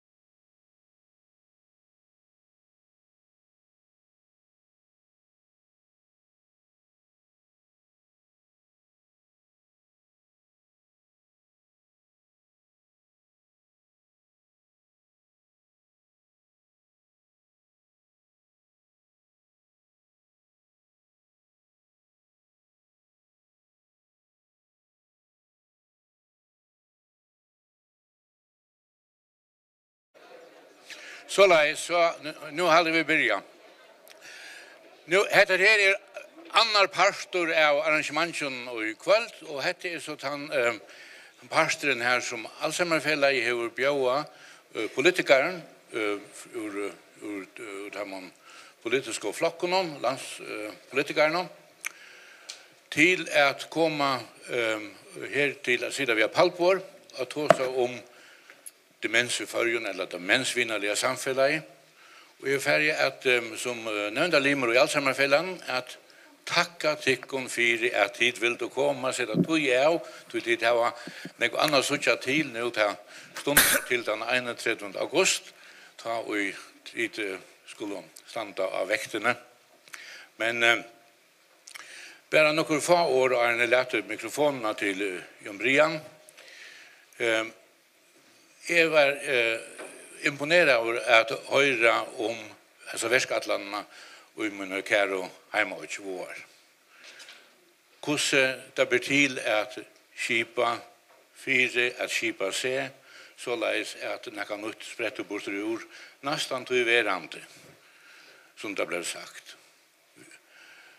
Och det för mig så till att komma vid i tanken tid vi tar i grunden vidan i förrjun till att göra det gott för de som är demensrakt, för de tar överande, vi tar vidan, nu stora vidan, och vi tar starfolkabölkar av imenskonslä som skulle till.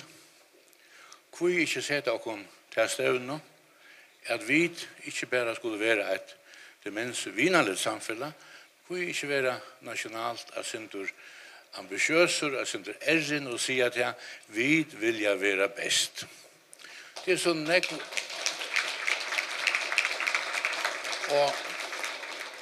og vi tar ånga grunn til alt at vi får ørmånd til huset av tog. Det er bare spurningen om at organisere og skipa til krefter som vi langt har. Vi tar foreleggarna til diagnose og de medicinske vidtjerene. Og så er det helt større område utenfor sjukroskott, nemlig at få synes jeg for at omsorgen til at være okkara demento og tar avhverandre, at den fram med han tog gjør. Vi har hørt og kvalt at det ber til vestre. Nu er spurningen her har vi viljan til å sette politiska med i 18-4. Det finansiella er en pastor, men eisen viljen lokalt. Det er ikke alltid en landspolitisk oppgave, det er eisen en kommunalpolitisk oppgave, han viljen her. Jeg vil ikke si mer og stille flere spurninger, eller nækka til halde jeg for jeg leta til fundarfalske og til årstøreren Jan Brian Wittfeldt. Ja. Større fire Paul. Og tid har lusta nok så langt i kveld, denne gav jeg løft om. Jeg flytter meg på året, jeg løt sin som er suttjebettikon i panelen. Og det som nu kommer hända till att nu kommer politikerna att tjäka sig syndrom till så vi har hörst och inte minst vad vi skulle bruka det till.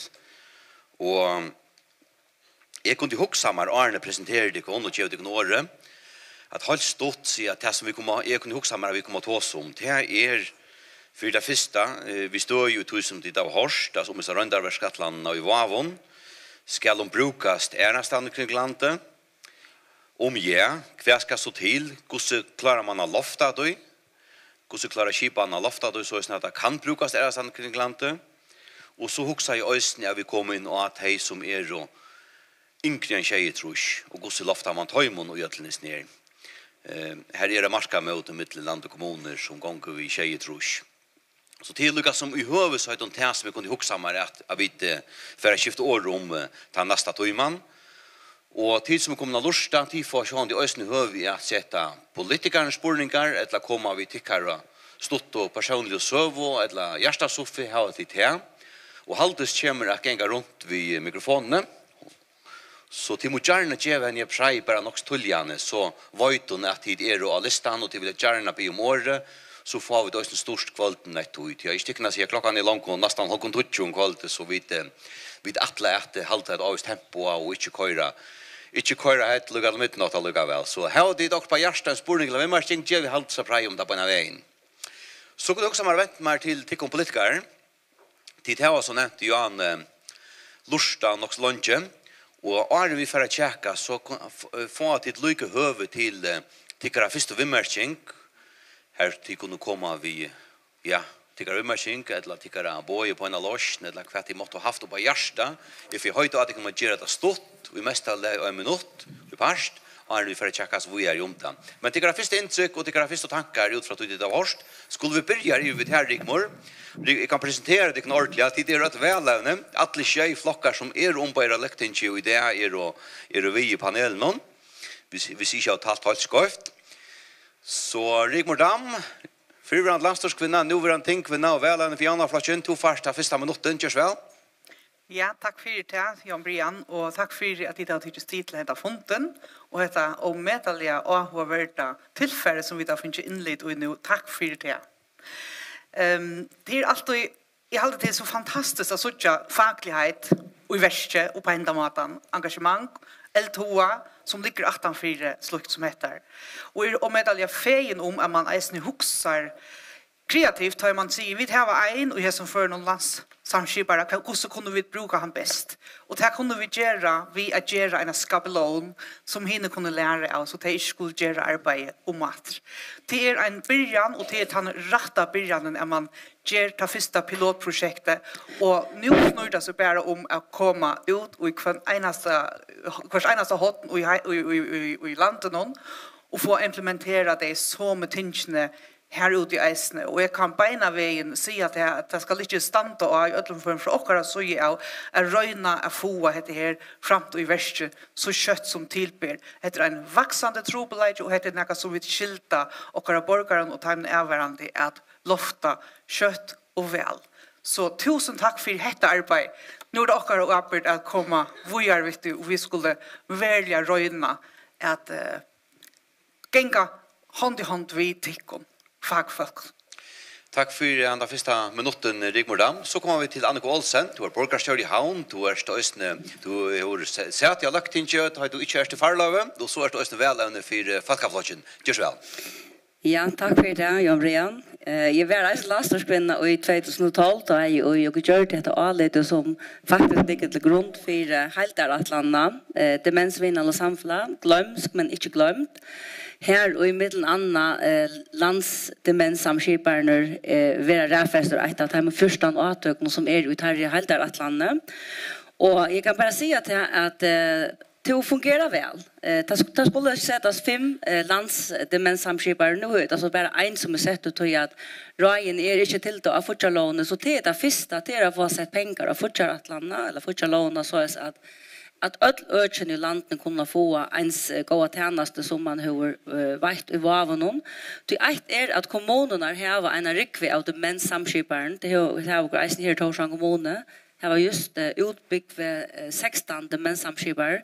Men det är nöjligt att ha en som sitter lika som alltså uppgiver och för samskipa att hela så att tingene hanga samman. Det är öland område som Haldar Atlan Eisel lägger upp till att det är en Haldar känd tjänasta lika från att sjukan blir stävfäst till att man tar fatt i överande till att man ger det nöjo vänjensna till att man ger det nöjo tillbörning och så vidare. Ja, tack för först. Jag måste gånger och kött Annika du först och i år i 8 sattne. Så kommer han ut Lekvan Skårheim, han är borgarstjärd i Klaxvik, han är formar Kjolstor i Östne väl Kjolstor någon till kommande Lackningsväl. Just jag går inte för det minut. Ja, tack för det. Jag har alltid att det är omedligt spännande fält vi ju. Så jag heter Louise nämligen till att öka inte så önstotta. Det är öliga fjällbrott och erbjudandet är också fjällbrott där. Här som man snackar om demens så är det inte bara ögonmat jag löser tingen på. Och det är alltid ganska en av stationen så igen äldre belagt ut i kommunerna till att man finner mer närvarande tjänster och man vill sätta oss några fjällbrott. Och jag har alltid att lycka så igen där farnar ut hur man också lärst öliga neck mer. Alla samstadsrörelsen är inte att lära mer om dessa tjänsterna för att kunna komma en Det är också så att hvis man ska komma steg vujar och hvis också landspolit så är det att få en demenssamskipare eller få sig 5 demenssamskipare sätter och 4 kunna föra vujar i Västgötland.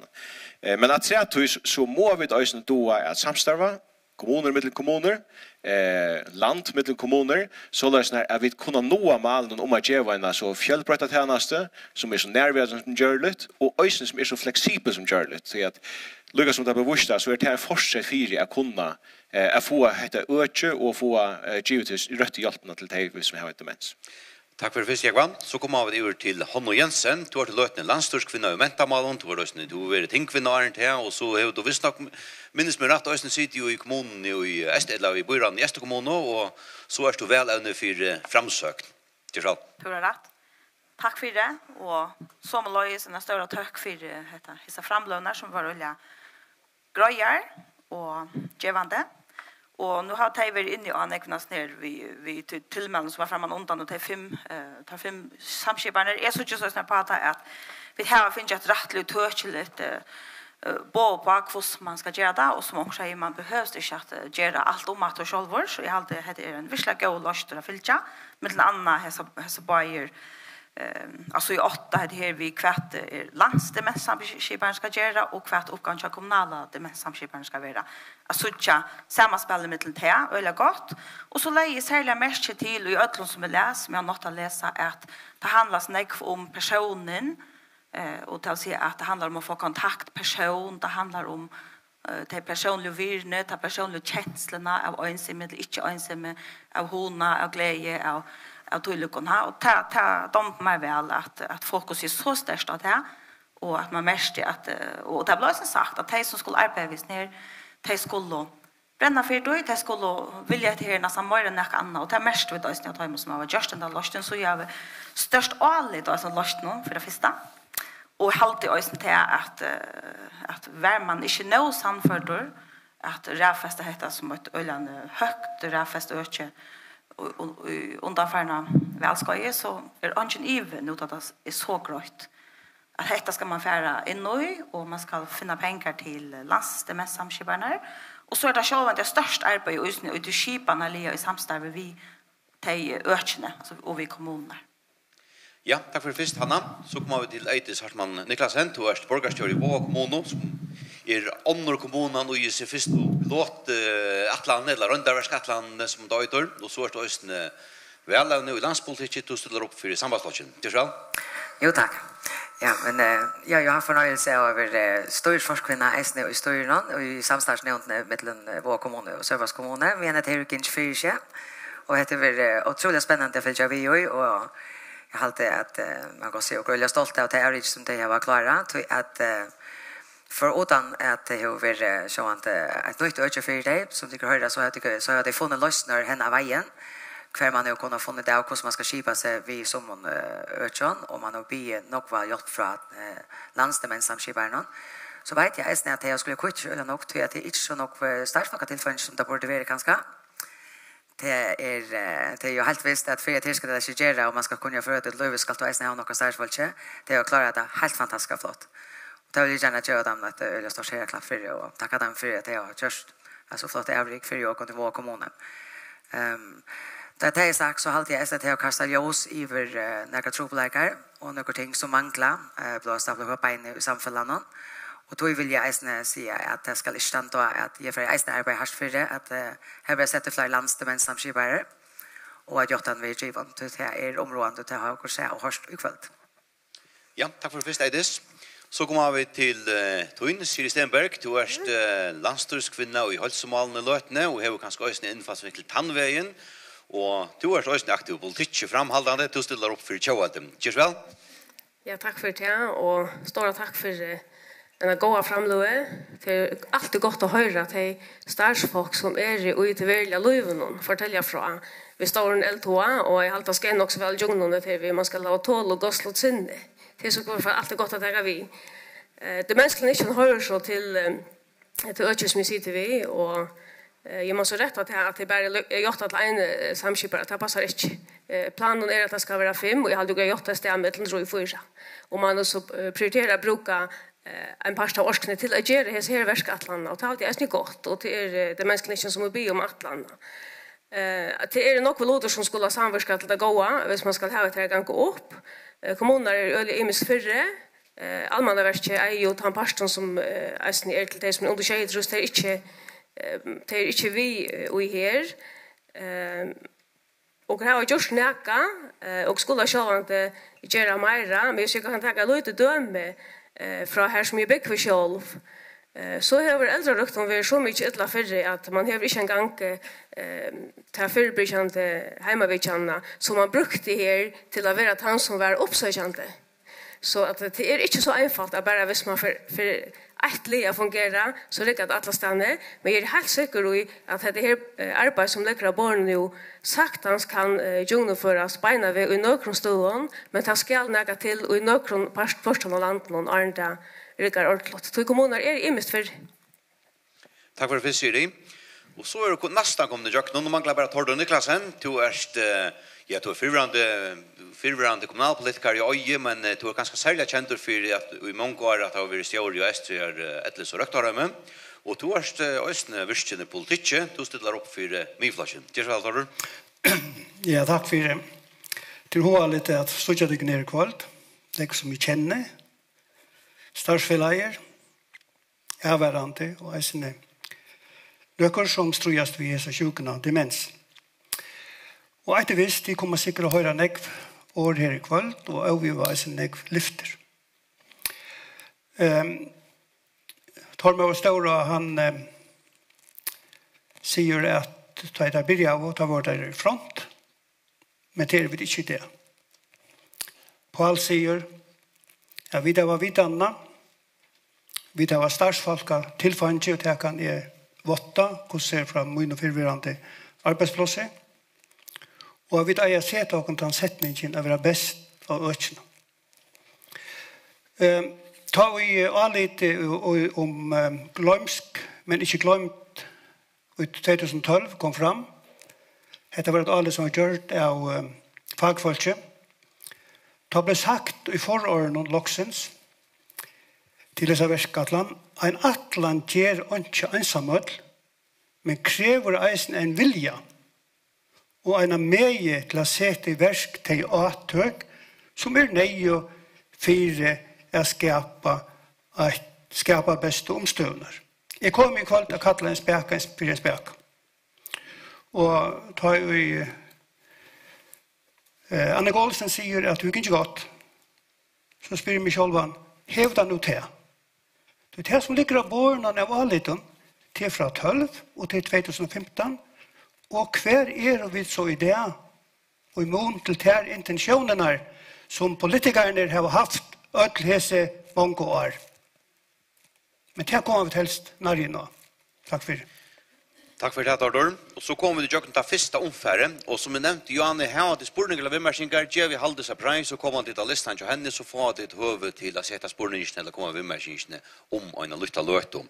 Men her jo altså, ser man omtidje, Ulla jævlig tøvnar, Tordor er en kritikk møter at det kanskje hent og lydig mot til alle som skriva i og årstall i avtalen, ikke minst. Men hvis vi nå taker lydsintor og hittar til seg rundt landet, som lagt fram, og jeg hadde det var Siri som nevnte at hun kan kanskje overføres til noen røtje av kattla på en av veien.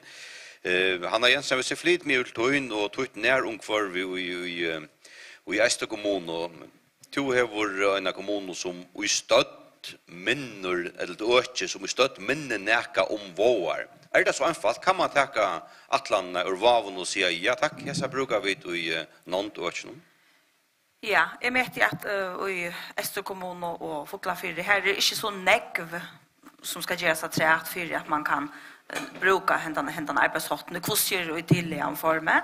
Det vet jeg, her tilbå i Foklafyrre vi sånn datilhalte, og her demensdølt, og her atlan om man bytja demenshøym. Her et avvist høgt fokus av demens og i non-skipene. Så jeg mente det at, just som du sier, normeringen og her og det som man makter å gjøre av imenskon. Det er ikke helt lengt fra hvis det er en landsdemenssamskipare og det kommunale spørsker seg opp til det. Samme spørning til jeg var nå til ombående i et årke som nekka større, men kan rønten og vav om pilotprosjektet kalla førast EU til 20 år? Ja, det er helt sikkert. I øyla større mån, hvordan så er. Vi har alltid øyla nek man kan lære på sjuresen her. Nå har vi Øystein Gjørsen Atlan rundt byggnarlig i vita høyla, og ikke bare en demensøyke, men for det samla i eldreøyke. Og her nemlig høvesenda malja skapa nærvære, fleksibilitet, og høgt faglig støye, at de starfolkene som i øykenon. Og det passar øyla vel vi heter som ble lagt fram på Janne, at vi mottaka utgangsstøy og borgarna middebel, så løsner at den tjena som vi gjeva, ikke bare å standardisere tjenesta. Man lukkar si at erbjørnsen hever vært at man har haft en standardisere tjeneste, det vil si at onker fer en stor pakka som er bruk for en mielpakka, og onker hever fer en liten pakka som er bruk for en mielpakka. Og det er så øye imest hvordan hese her eldre i fire og for at jeg har tørva, og tog mat henne som være fleksibel og være orienteret til borgeren. Og jeg tykker at dette kan godt være et øye godt utgangsstøy, og altså større høyla, hvis vi ikke tar 20 punkter om hvordan man skal fære vid tøymen som har demens, så det ikke ørvise Klaksvik enn det noen ærstans i land. Annika, du får lukkende spørning til ombåsjon, det nek større øke, i festen med Johanna, at det er utbygd ved 16 demenssamskipere, og øke som sagt nek større. Hva kan du bruke rundt av Værskatlandet Vavon til Tøyna kommune? Jeg tycker helt visst at du kunne bruke nok av det som lagt fram her i dag, utrolig avhåverst. Men jeg tycker at det nøyt at heva en tåhaldare. Det ikke nok å si at nå kopiere og gretta og overføre det. Du er nødt til at heva en som hever den samskipande leikloten. Og en parster av vøtlesnir som må ta oss om i det. Det altså en landsoppgave, men kommuner har arbeidene av middelanda datiladon og boplåsen og så videre, altså til det som iver tjej trusja, og for boplåsen eiste for under tjej trus. Så kommunerna gjør en rikve, kommunerna røyner at utbytje heter øyne så jeg kunne ta noen autoi, men det nøyt at samskipa det såleis at ta i sjukan i stafest, at du så fer til røtte tennasna beina veien. Og ta man heva en tåhaldare middelen til landspolitiska og til kommunala, så er det ferie så halter tennasna. Og et som jeg har heft med vidt her, som Tørde sier, her gjørst for løyte. Altså landspolitisk det øyla få av sånne avtøkken som gjørt. Og jeg vil inn av landsdemenssamskipen, jeg skal ikke bli via råd ut og at du kunne ræfeste mer til. Men her så som heimasøya og heter vi testamentet og lov om valsnøsle og så videre. Her en ørgren av ting om klokkeklar tilmelde i Helderatland fra 2015 som vi sakner veljene eisne vera implementere i. Kommunene gjør en rikve, men landet skal innavane. Hvis vi holder løsende fast ut, Tord Niklasen, du var til kritisk, Janne, du sier du at jeg kaller en speka for en speka, men det er to etterlyser av møyre henter i mån til det som er felt nere av blæet om Holderatland. Kan du nevne noe i tørselig døme? Ja, så la meg understryke at dette en standande avhåverst, en verskatland som lagt fram her i kvöld. Og hon kan være uiblåstor til henne i økjen i landen, og ikke evig til. Og så må det fremjas der. Det som vi sakner til vi lite til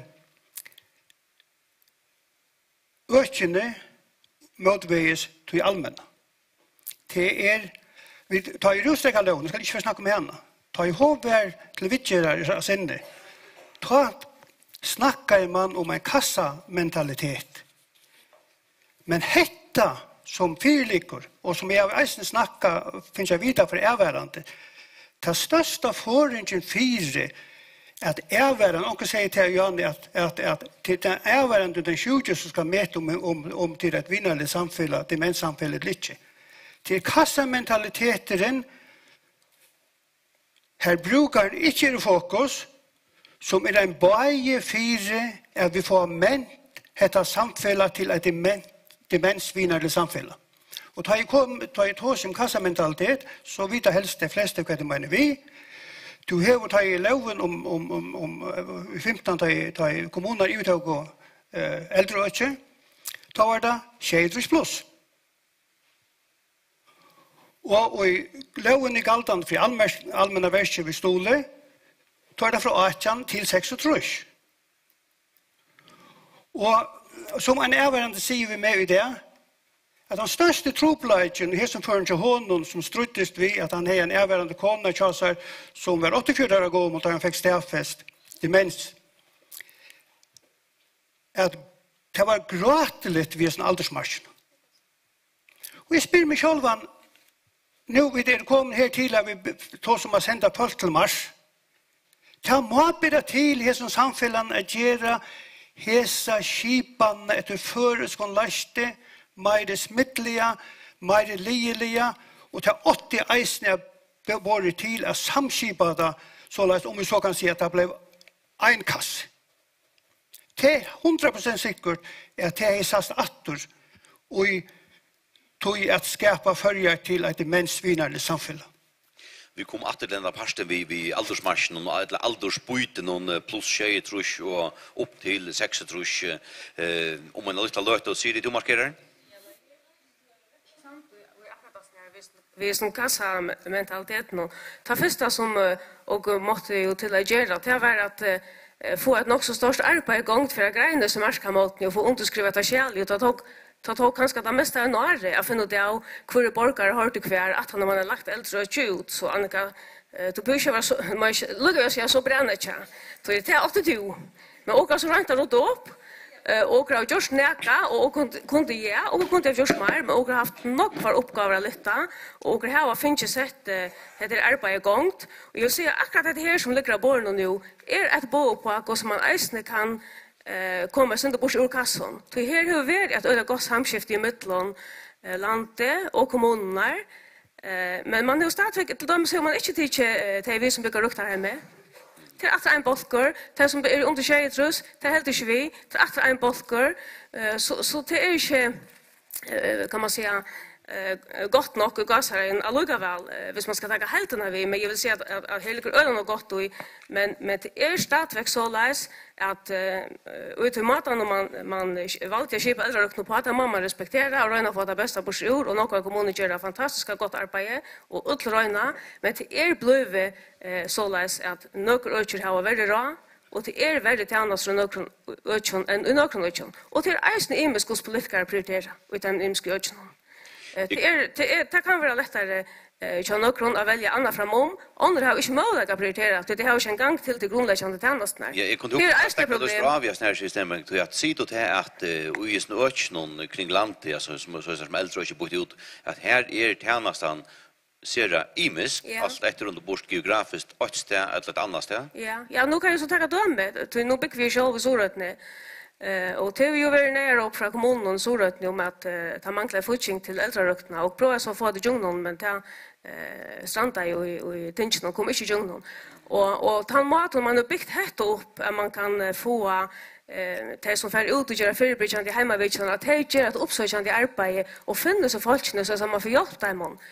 Det kan man inte bara så utan vi implementera det här till tjänst när man inte har fått till.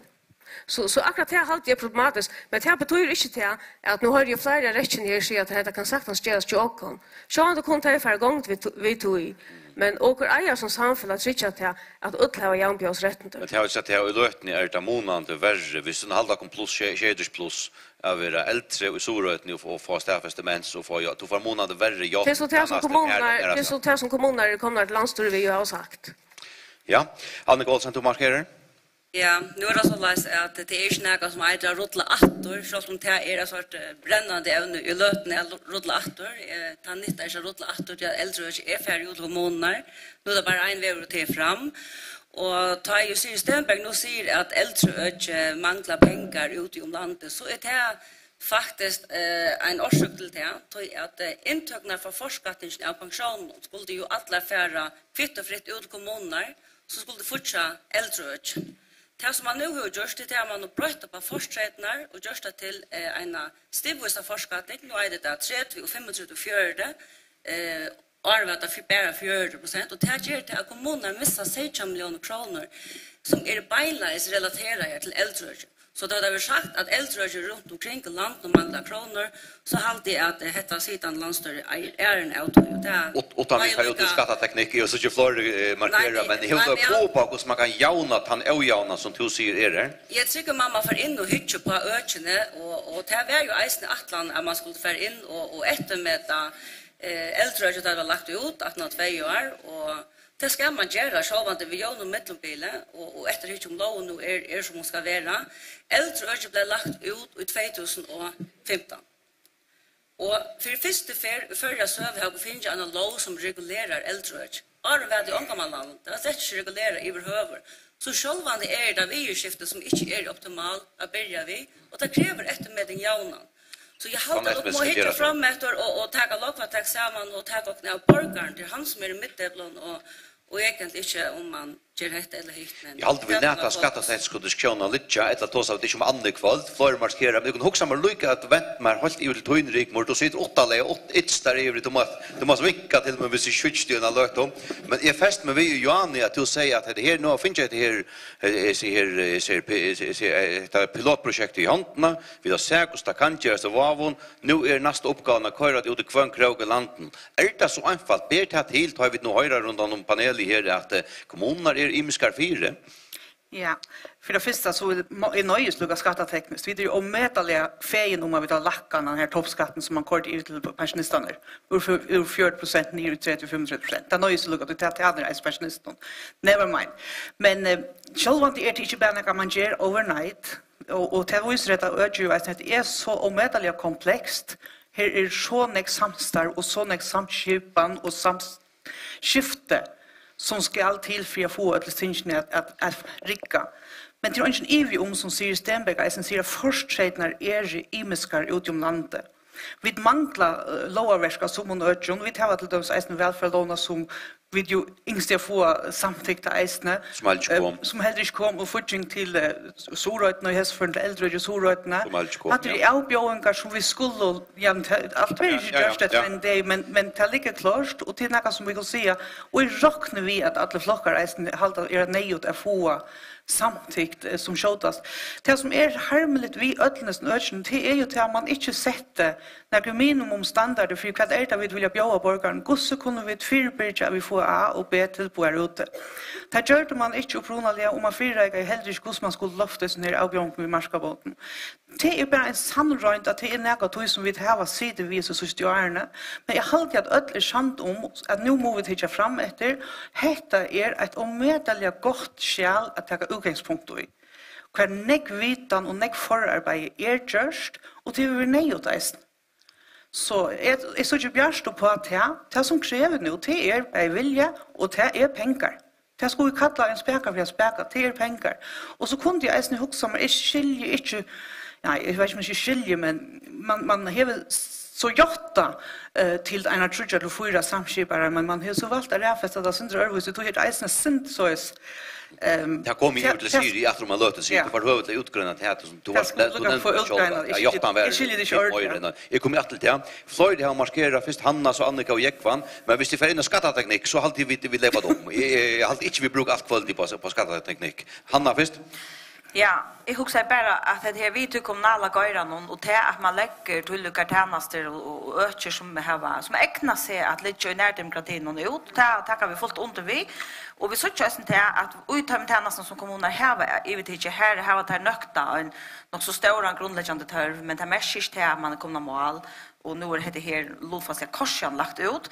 Men det som kommer fram här är att det är en öliga ojämn och i hur kommuner antingen är i stöd och så är det självande att snacka vi kan vi inte där här och demografin i kommunen och vi håller att här att höjen är kommen till att ändå sko att han kommunala gøyran och hitcha efter där uppgåvorna som ligger ute är där fortsätta rättan hot och lotfattle med land och kommuner och hur så konto kommuner vara mer samarbärliga. Det här kunde inte samarbeta det högast vid har lagt ut och i öker att ta bland nekva kommuner som skulle sämjas om det här lösningen fortsätta lösningen så att i öna samstarven här det blir något så tropult.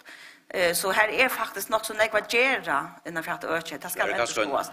Här är fortsätta lösningen så en pastor. Annika och Jekvan. Lugga nevna vad Torshavn kommuna ger av ökjen. Och det mindre löjde synder om hända leistom man har gjort det av någon. Själv om vi har en landsdemensamskibare. Vi tar att dere har heilreie som har lyckats som kontakt med borgare som i 45 och vi har gått samskifte vid demensklinikerna som vänder sig till lockare så att dere får placera borgare också kjort och det som också är igång vi i lötene det med landa få faktiskt den första demensstäplon i kommunen till Chatnagar som vi byggt nu ut här bäge tillhalt kvälltillhalt omlating och först boplats vara en och steg det är ölla viktigt att ta du har demenssjuk att du är känner till tryggan att det är så med folkene och du kan färdas från det ena tillbon till det nästa allt annat på hur sjukan söka fram och hvis det här rickar hvis det han läster rickar så är det en atlan att bitcha ta ut och eisne hinne Edlesheim i kommunen. Så det minner ganska syndromet, men jag kunde gott huxa mer att och eisne finns sparring från en landsdemensamskipare så ordentligt finns det på höra men det ska självande göras i tätt samra vi Alzheimer och det som har kunnat till detta eisne. Nu nämnde du Chatnagar och det som köra förbi så att det har dåliga smojar upp när vi till att han lite håltar demensstäplen som till atla inte och vill ha. Kommande sommar ta vera ödlas här till på en sauna en och steg så är det att tampersoner som förstår sjuka kan vara och en känt och ungkvar. Men det är öl ofta så att det är sjuka räkar, demenssjuka så är det ett öl tabu, det är öl ringt att få det hänvända sig till vindelägarna men det är viktigt att ha fatt i det och att vita här är en tåhållare. Och jag hade det här som är området och ötlen här som det är att borgarna som gör sjuka och tar överande har ena hår in till det allmänna och inte skulle färdas från A till Z men kunna känna en tryggläge och ha en och samma kontaktperson till det reella området. Ja, så jag vann Eitis och så kom jag till Toin Siri. Ja, jag också faktiskt först när den löser hon pengar utan affär innan skatteteknik. Jag talar då ja. Ja. Det är att en erbjudning som som blev ta i Eldridge belagt ut till kommunerna är till att man kör pengar ut så skulle det fortsätta några tjänster. Men man tar inte samsvar med de pengar som för ut i mån till att Eldridge skulle ha och så kan kommunerna finns det så som man fick för nej. Själva kommunerna inte gör mer till samstarve, mer till Eldridge släpp där. Det skulle hållas innanför bestämda regler. Och ett annat det är att onge pengar kommer ut till att göra oil i Eldridge. Onge pengar och onge höjmilder. Och det är så att vi skulle skapa ett Eldridge som har den flexibiliteten och den nyhuxan som ett dagsens tarver, alltså dagsens borgare och ösenta i vit som är ung i diablo och gommel, så ska öka huxas av nutjon och arvöse och det här oilorna skulle göras är inte röktarheim och på samma mata som det har gjort det. Det var helt under till på. Och då är det en forskning nu och framåt är att kommuner får det höjmilderna att täcka land, hvis ikke man ikke gjør de pengar, så løsner at det blir gjort av oilover som sværer til den tørven som er eldrøysen. Og så må jeg lykke nevne til at det er også, jeg tykker for også innenfor alle hinne nøysen, Annika var inne i havn, og jeg vil også nevne det for Klagsvig, det er nok så nekk gjørst av imeskund tilbånd innenfor demens. Jeg vet at startfølgen av eldrøysen i Norrøysen har arbeidet ved kafé, her som borgere kunne komme inn ved sammenfølge. De opplyser i skolen og nødvendig flotje. Vi har et tilbud som heter Boatrø, som er det tilbud. Så det er nok snakk gjørst, men det er sånn at det er atlanda til at vi må lære møyre, og her er nødt øyne atog i hesen som kunne gjøre og møyre. Det var øyne inspirasjon. Takk av Norvik her kvalt. Det er langt og nå 5 som er å markere, be om året og vimmersingar, men jeg hadde vi tenkt seg kjød og rundt Eitis, og så Siri og Tordur til å markere, så vi tenker lukka til kontro kjøtt i kjøkkenen, og så fører vi ut selen til det første og spurningen vimmersingar der. Eitis først, og så Siri og Tordur. Ja, jeg har alltid helst som skulle legge at at det er ikke alle kommuner som er lukka vel for det. Det er øyelig viktig faktisk. Det er noen ting som skulle være friskipa i armen. Vi kan lede sånne skipa for inn og i eldre tjenestene uten imiske øyne. Det skulle utbygge demensamskipere. Det skulle ha nok av røkta folke. Og så er det at hvordan er inntøkene til dem i mån til hvordan nok det kostar til Taimon. Sorøyken er et døme, og grava i min bestemt bestbandet er et døme, og grava Sandøyken eisen, som er ytla 4 øyken, og her var sagt for at det fortsatt hongur skjermer til Taimon. Jeg har gjerne vilja vite hvordan de prøver å kunne slå for noen av oss nere i Verskatland, nere vi tar i middelen, det er vi det. Så det er øyelig viktig å kunne røyne gjøre Taimon eisen ta nej och fortsätter liten på akramata så det kunde gå upp på samma stöd som resten av landet annars alltid inte det rätt demokratiskt samhälle vi lever i. Så onkel kommunal omfördelning här. Det må ju vara ett land som utjämnar att utlandslandet timern är inte täcker så att rökten till öde äldre trycken allt landet kan vara den samma. Det må inte vara så stor månader och i statarmånader och grejer ett litet land som förr det borde på till att och dela ut så läs att öde jämfört behandla i ens och ha så med till på. Siri, det var onkel som ja, jag kunde gott huxa mer det var onkel som undröse sin tror att det här via Rockstation och landsdemens samskiparen som är det centrala organ i Atlas stora verkatland det var sagt öin till rätta nej faktiskt tror jag fyra alloy lika jottan kan du utgröna sin tur kvärt ligger ut och kvar man nu brukar pengarna till hvis man inte brukar till att sätta ja det är ju sett mer än det jag är bara som om det var bara en demens samskipare men det är mer än det till går så jotta till mer än det men man har alltså sagt att man vill finna en last för det går som man vill gruppa sig tingen i an och då man alltså vill ha brukt orski på att han ene vill knytter att det ner och det hade ju gått. Det är ett öde gott arbete som att kunna bruka vågar så det är inte självklart det är bäst hvis vi kunde haft 5 och det är inte kommit helt upp att men det är ju inte vara om att göra innanför helt stort att men du ser jottan och lie hack en till den öarna hur ska det skiljas ja det är mer som arbetar och det mänskliga gossor det som är lagt ut. Det som jag alltid vis ner ta i folk kanske inte tragiskt vis har fonton politiker för klandra som pengar och för klandra som kassar och för schackvät och så är det så att det handlar om några folk som skulle ha en tjänste och som kanske komma och vilja ha ett bo på hur man kan göra. Och här är ett gott bo som man sagt han kan täcka och kvarfall röjna att bruka några ta lite ordentligt nog för resurser ut i demensökning som man inte må glömma. Det är ett öke som kanske inte är så stora männing nakant som akkurat nu till utbygga en rikve av demenssamskiparen som gör ett fantastiskt gott arbete och man har demensdalter ut i flera kommuner och man har ägstna det på och nu har man det här arbete så att det är näga vi att få att skipa bättre och det är ägstna sätt att skipa det bättre alltså är det att landsdemens samskipare det är en pastor av Florida Toymon ja det är en pastor men ägstna ut i kommunen att det kunna lätta till grundläggande tjänster så att ägstna kunna fanga alltså uppspåra folkne och det kunna bli utgreina och ägstna till vi som det blev nämnt vi att kunna veta stål hvis kommuner skulle in ägstna veta stål till folk som har bruk för det så det är ägstna näka som på en eller annan måte må være noe som ens for alle borgere. Det kan ikke være så at hvis du bor i Havn, så kan du få alt mulig, og hvis du bor i Vestmanland, så forstår ikke. Altså, det er ting som på en eller annen måte må komme til livs. Og det er vi at ettermøte eldre at det er sett av skrål. Lykke holdt stått Arne Sleppter, sier det var også nevnt i Holderatlandet fra 15, det er Vitanar Depelen som skal være krumtapperen sentralt. Hvordan ganger vi hånden? Ja, det er det menneskelige ikke. Og det kunne sjåvande, hei, man sjåvande kunne styrst och kravar ränta kort pengar och i sjukhusverket och till allt en kamp på mellan ökne och utla finns center och utla vill hälsa krav mer. Det är så. Tar du nu då bo i lunchen då ska du vara det så väl. Ja, det hör till fagbalken av våra tålen, ni känner det. Och jag hade vid av våra tålen tar vi huxa om till allt som är lite ödles i tjejar. Jeg halte starsfolk av håperen over tålen. Han som er raktor av demens over tålen, og ikke minst avværende.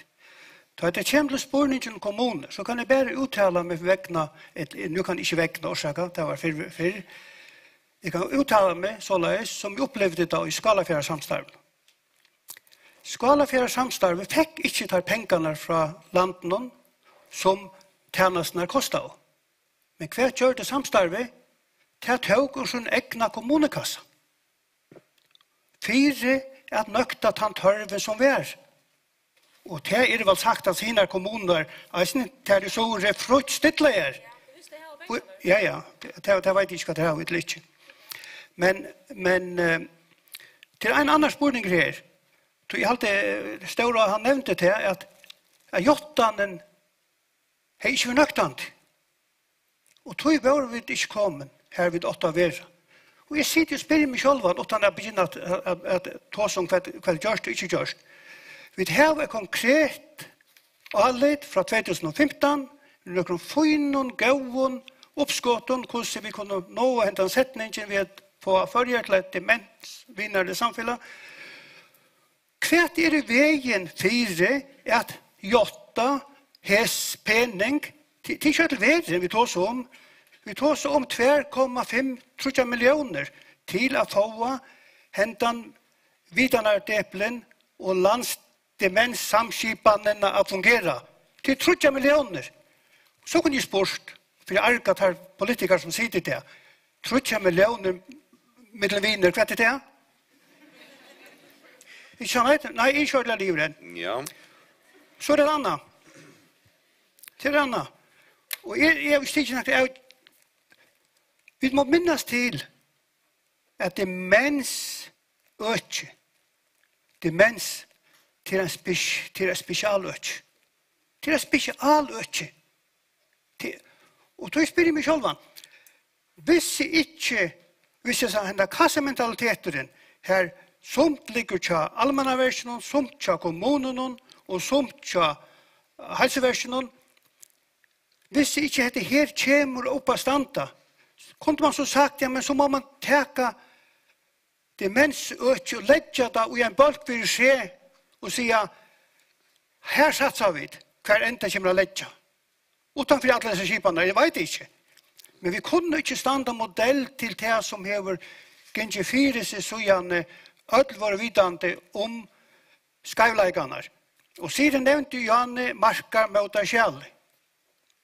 Jeg vet ikke om du kommer inn av til sættene, men markar mot deg sjæl skulle de avgreie öll disse ivamalene. Ja, vi kommer sindri nå til samband vi tar pluss 6, tror ikke det er ikke om man har løgt det, ja. Ok, men til områdende er vi tekane avgjer og sier 3 millioner til at jotta. Lät okon her i kvöld, vi vil helst ödelvald til kommande løgte. Lät okon tjeva og tarma og øren lyfti om vi jotta seg pengarna. Ja, det var kjøtt for en grøy avhøyden fra her, du er støtster her, du kunne sikkert bildet fram lunsjatret, men nå har vi boja noks lunsje etter å få en vimmersing eller spurning ur salen, og haltes to hever fløyre av skrånne. Kjøsvelda fest her? Ja, god kvöld, og et fribjørn avværende, og jeg kan alle er lykka jøgnen genga kjøtt til forløpet som vi har vært jøgnen. Og hvis det er nekker som hova spyr inn til det 17, så er det velkommen til det. Konan begynte jeg gløyma, og før så lakna, ble så sjukamelder for stress, og i 3 måneder. Da hun kom etter, ble hun oppsøkt, og så ble hun sendt nye til utgrøyninger, for å konstatere om det var Alzheimer, det var det, og så er det var i det Ånkamannaland. Så tar seg over kommunene, så her fikk jeg tydelig å vite at det var skøy adresse, at det er ikke som helst vi henne gjør. Selv om man hever et system hver i allmannstående kommer inn og hjelper til økonomisk, og personer vil vurdere over og ta tingene. Ja. Hun kunne sagt hans arbeid i 3-4-5 år kanskje, det er stående som var det. Men det var ikke vilje til det. Og til så det må man så fyre alt til. Men det som er fantastisk, det er at Tørsjøna kommune er skatteborgere i Vestmanna kommune. Tørsjøna kommune åpnet i Horaner og lovet i konene inn av det som kalles for Deinshus. I måned av 34 vikene. Og det var fra 2 til 4, og hinna både ene og fra 8 til 2 17 bilen. Det samme hendte for Krister i konene. Og her kortet så inntil Dagmar Johansen S. kontaktet jeg okken og spurte om vi ville sende isene som ble sendt. Og det gjorde vi så, og ta i den siste opptøkken var Leo til å si Dagmar, hva kan du fortelle deg? Hetta kommer av flyta nek. Og minns med rett så hadde vi finnet å vite til at et heim ble stående 8 til 2 år. Nå så er det interessant. Altså, kunne ikke få noe. Altså, det følte til at det var ungen som leina god i nek. Og tror jeg vi ikke hvis jeg minns rett, så var skottarok settes da. Jeg kunne virkelig ta meg å vite hvor det som klarer jeg skrambla en stavn sammen som fungerer så vel som det. Noen helt utrolig startsfolk og hjelperfolk som har gjort sitt ytterste lykke til dagen den. Nå slipper konan inn av Grønlandes høstein. Og det delvis på grunn av at jeg fornyer og skøy sammen med mannen. Og så sier han til at du var sånne brøtter, kjente ikke langt. Og han kontaktet så Allemannaverket, som så ble til en fond. Og de satt et veldig skriv sammen av alminnelige professionelle folk. Og da har jeg sett meg fire. Jeg vil si at det ikke hjelper. Så jeg leverer konen av Skottarøk, og så ringer jeg til det, så heter jeg ikke rett. Og det er gjørst.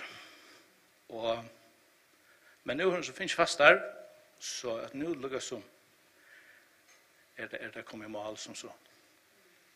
Og her er vi ikke at man får ha det godt. Ta det.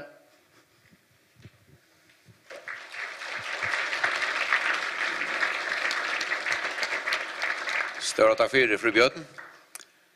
Skulle vi lykke kanskje flere kjenne det, men Arne Haldes for vi er neste, kan du lykke få høyt stått Annika stått versjonen av søven og skådarøk? Hva var det som hendte? Nei, det at man avgjør jo det at tilbøyene under skjeidrørs, altså så skal det tilbå, så det Allemannaverket som teker seg av to i. Men støven var så særlig, og takk for at du en annen fyr vil minne noen ånene, det var en jag hade det rört alla förra han har sänt det som blev sänd och flott jag är några ting och det är netto det som vi är här till ikväll till att finna det och hur så kunna samstarva bättre och grejer öla picka lite land kommuner är något 20 talet och till samstarva om äldre och om de som bär sjukna demens men det kan inte vara rätt att de fajer som är under tjejer att de detta ner i mitten. Og her eier at de hverandre slett ikke er mest om det under skjeidrus eller i skjeidrus. Det også som myndelæger. Landet og kommuner som eier samstarva sammen til test er bedre om tjenestene til borgeren. Det jo det som essensen og øtlån terminaliten som i skrivet i borgerne midte. Borgeren skal ikke mest om det hæsenkassen eller hæsenkassen, hatt av verst eller hand av kommunen, men hatt det her en tjeneste. Så själva det kan vi komma det upp i åren och för upp om tjejer och så ska in i nära skipan. Då ska man inte märka att det är några andra eller överse. Då ska man bara flytta helt naturligt över. Så det är orkarna snurr och här är ju verkligen att ta lock att ta samman och finna det och så lösa det på en skilla gå mata. Hur man skipar det mellan kommuner och land med pengar och så är det till rockar uppgåva. Takk for det. Haldes, du Flora listan, Tjøkal.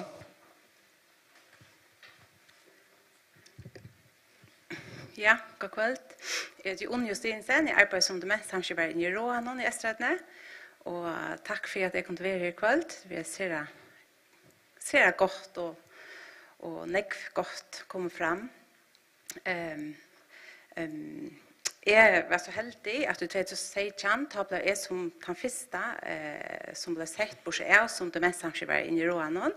Da ser jeg tårter som løyer her på et, og det har vi skjert glede for det. Og jeg har alltid øsne at jeg har haft et godt samstarv i demensklinikkene og vi landsdemenssamskipperen, og pratar nek vi haltes, og til man nøtter til, da man en sånn starve som man faktisk ikke får noen oppskrifter man vil setter, så må man bytte som veier med man gonggrene, så at jeg halte for oss det er ikke godt, men vi mangler starvsvakker til Fondjøsen som du kom fram, at flere vid og litt oppgavene, bedre ved tjenestene, så man gjør det sånn som man kan ut fra de ressursene som man nå hever. Men det som ligger med hjertet i kveld, ganske særlig, det de som under tjejer, tror at som kommunaler demenssamskipper i Østrødene, så føler man det øyelig trobult etisk at man skal velge de fra. Og her er vi inne i de øyne forløpene som faktisk inne i åren marska med å selv beskrive. och det som öliga trobult, det det här vi att tillbörna lite i havna. Skottarök som sagt ett öliga gott tillbå. Jag väljer för själv och ser att Donald är starsfolk. Men trobulten för att brukare som bygger vi ut i hjärnan, de orskar inte köra här till, och tror inte skipa transporter, så det som till det att hvis det märke, så må han köra sin märke till havnar. Det vill säga att du kan inte passa ett arbete samtidigt, det blir släkt till. Och för tante mest räkta, nu har vi något som brukar henne som döme, till att hon säger att hon orskar köra till havnar. Det är 2-3 timmar köra dagligen. Det kan vi spjøve okkara demensrakt og folkene, og ta en kommune ikke demensvinnerlig. Vi kan ikke få se at vi tar demensvinnerlig førje bare for nøkker. Det min mening. Jeg har alltid at vi må huske om ødel bare til som pluss og til som under skjeitrus, og få at de lukker som til under så må løslut, som man kan si, under så må skipene, tog jeg at det er ikke godt for en ta. Vi har arbeidet vi har fått stål inn i et høyme til så unge damene, og allmannaverset lykkes være inn i myndene, men det ikke penger i allmannaverset, og det lykkes som nok så ofte, eller til svære man fikk, at det var ikke penger stolar, og det var kanskje ikke stolar, og så videre. Det vil si at det også noe som det kanskje var rett til, men som det egentlig ikke får. Tog jeg at skipene loftet dem ikke, og här vill jag säga att vitanen, alltså demensvitanen ju till gångslig ut i öknen till det som under skejtrus, men det manglar faktiskt bara för arbetarna att placera, alltså inte att allmannaverket köper tjänsterna ut i öknen, eller till att kommunerna övertäcker det som under skejtrus till östliga möjligheter, och så får det så fyller jag ganska det resurserna vi fortsätter som hör det här till. Du så hade det finns ju väldigt liv vill påstånda. Så hade vi ut i nu kunna stapla några till på bönder till att hämta malbök, och vi kunde göra individuellt, vi kunde göra akkurat som ett torra törv, ja. Det är inte det är inte ett torra törv det, men det är simpelt att det önaste tillbud det här till i havn. Och akkurat stort in jag det som bygger vid Sorge och Sante, det har unga möjligheter till akkurat det. Men man får ta tillbud ser gott, det är bara fjöl. Det är troblöjd. Och så har vi lyckats med att komma och östne synder in i det här vi tog som tid av Norstvik kväll, vi landsdemensamskipan kvärt hvor vi kanskje kommer så stort ut det, og det er så øljende kanskje sitte og skjøte et grønn øren eller en nærsak, men man kan helt kanskje vente til å si at hvordan kunne vi hitte frem etter, hvordan kunne vi komme gjøre. Man kan si at Atlanten ble lagt frem i 2015, og vi tar 2019 nå, 2020. Hva gjør vi? Kanskje helt ikke rikket nå vel. Altså kanskje skal man legge noe strategi, kanskje skal man inn og revurdere akkurat hvordan som man får skipa det. Det som nu så det skipa sammen med demensklinikkene, som gjør størst arbeid. Men at det var kanskje så må løsle, og det er øyne nekvagerer til en person, det har jeg også ofte, ja. At jeg vil ha løyer for begge landsdemenskipen og for demensklinikkene i en serie til faktisk og menneskelig større poster, kan man si. Og så kanskje skulle man få inn og hukt, kunne vi revurdere noe her, kunne man kanskje haft en løyere til demensklinikkene som gjør fantastisk arbeid ved utgrønnen, og som vi så av hagtølene og henne, så vinner det bare på seg, og det er mer og mer som har bruk for togtjenestene, vi tar med samrøven, diagnosering, og skulle man kanskje prøve at hukt, om man kanskje kunne sett en annen, altså, det er bare et oppskott, men kanskje skulle man kanskje haft en ære, alltså att ha ett färre lösler som kort och sujles. Alltså man har en löjare för det landsdemenssamskipan som bära för i halt vid det vi så när äkna jottan. Så jag akkurat som det var inne att här var en jottan som ska täcka flöjre poster, så är det onkel kanske så vi svie så. Istället man byta bättre upp och man säger att landsdemenssamskipan har sina lösler vid sina jottan, och demenskliniken har sina lösler vid sina jottan, och så kanske kan man kunna kan det vara ett strategiskt samstarv i mittlen till det blir det naturligt självande, ja. Men kanske man det finns inte kommer synd långkry på stitch tog hvis man det prövar också något nytt. Det är lika som det som ja, det som är hej på hjärst. Annars vill jag tacka öllum för och säga gevande och gott kväll. Tack för det. Störa för Jon.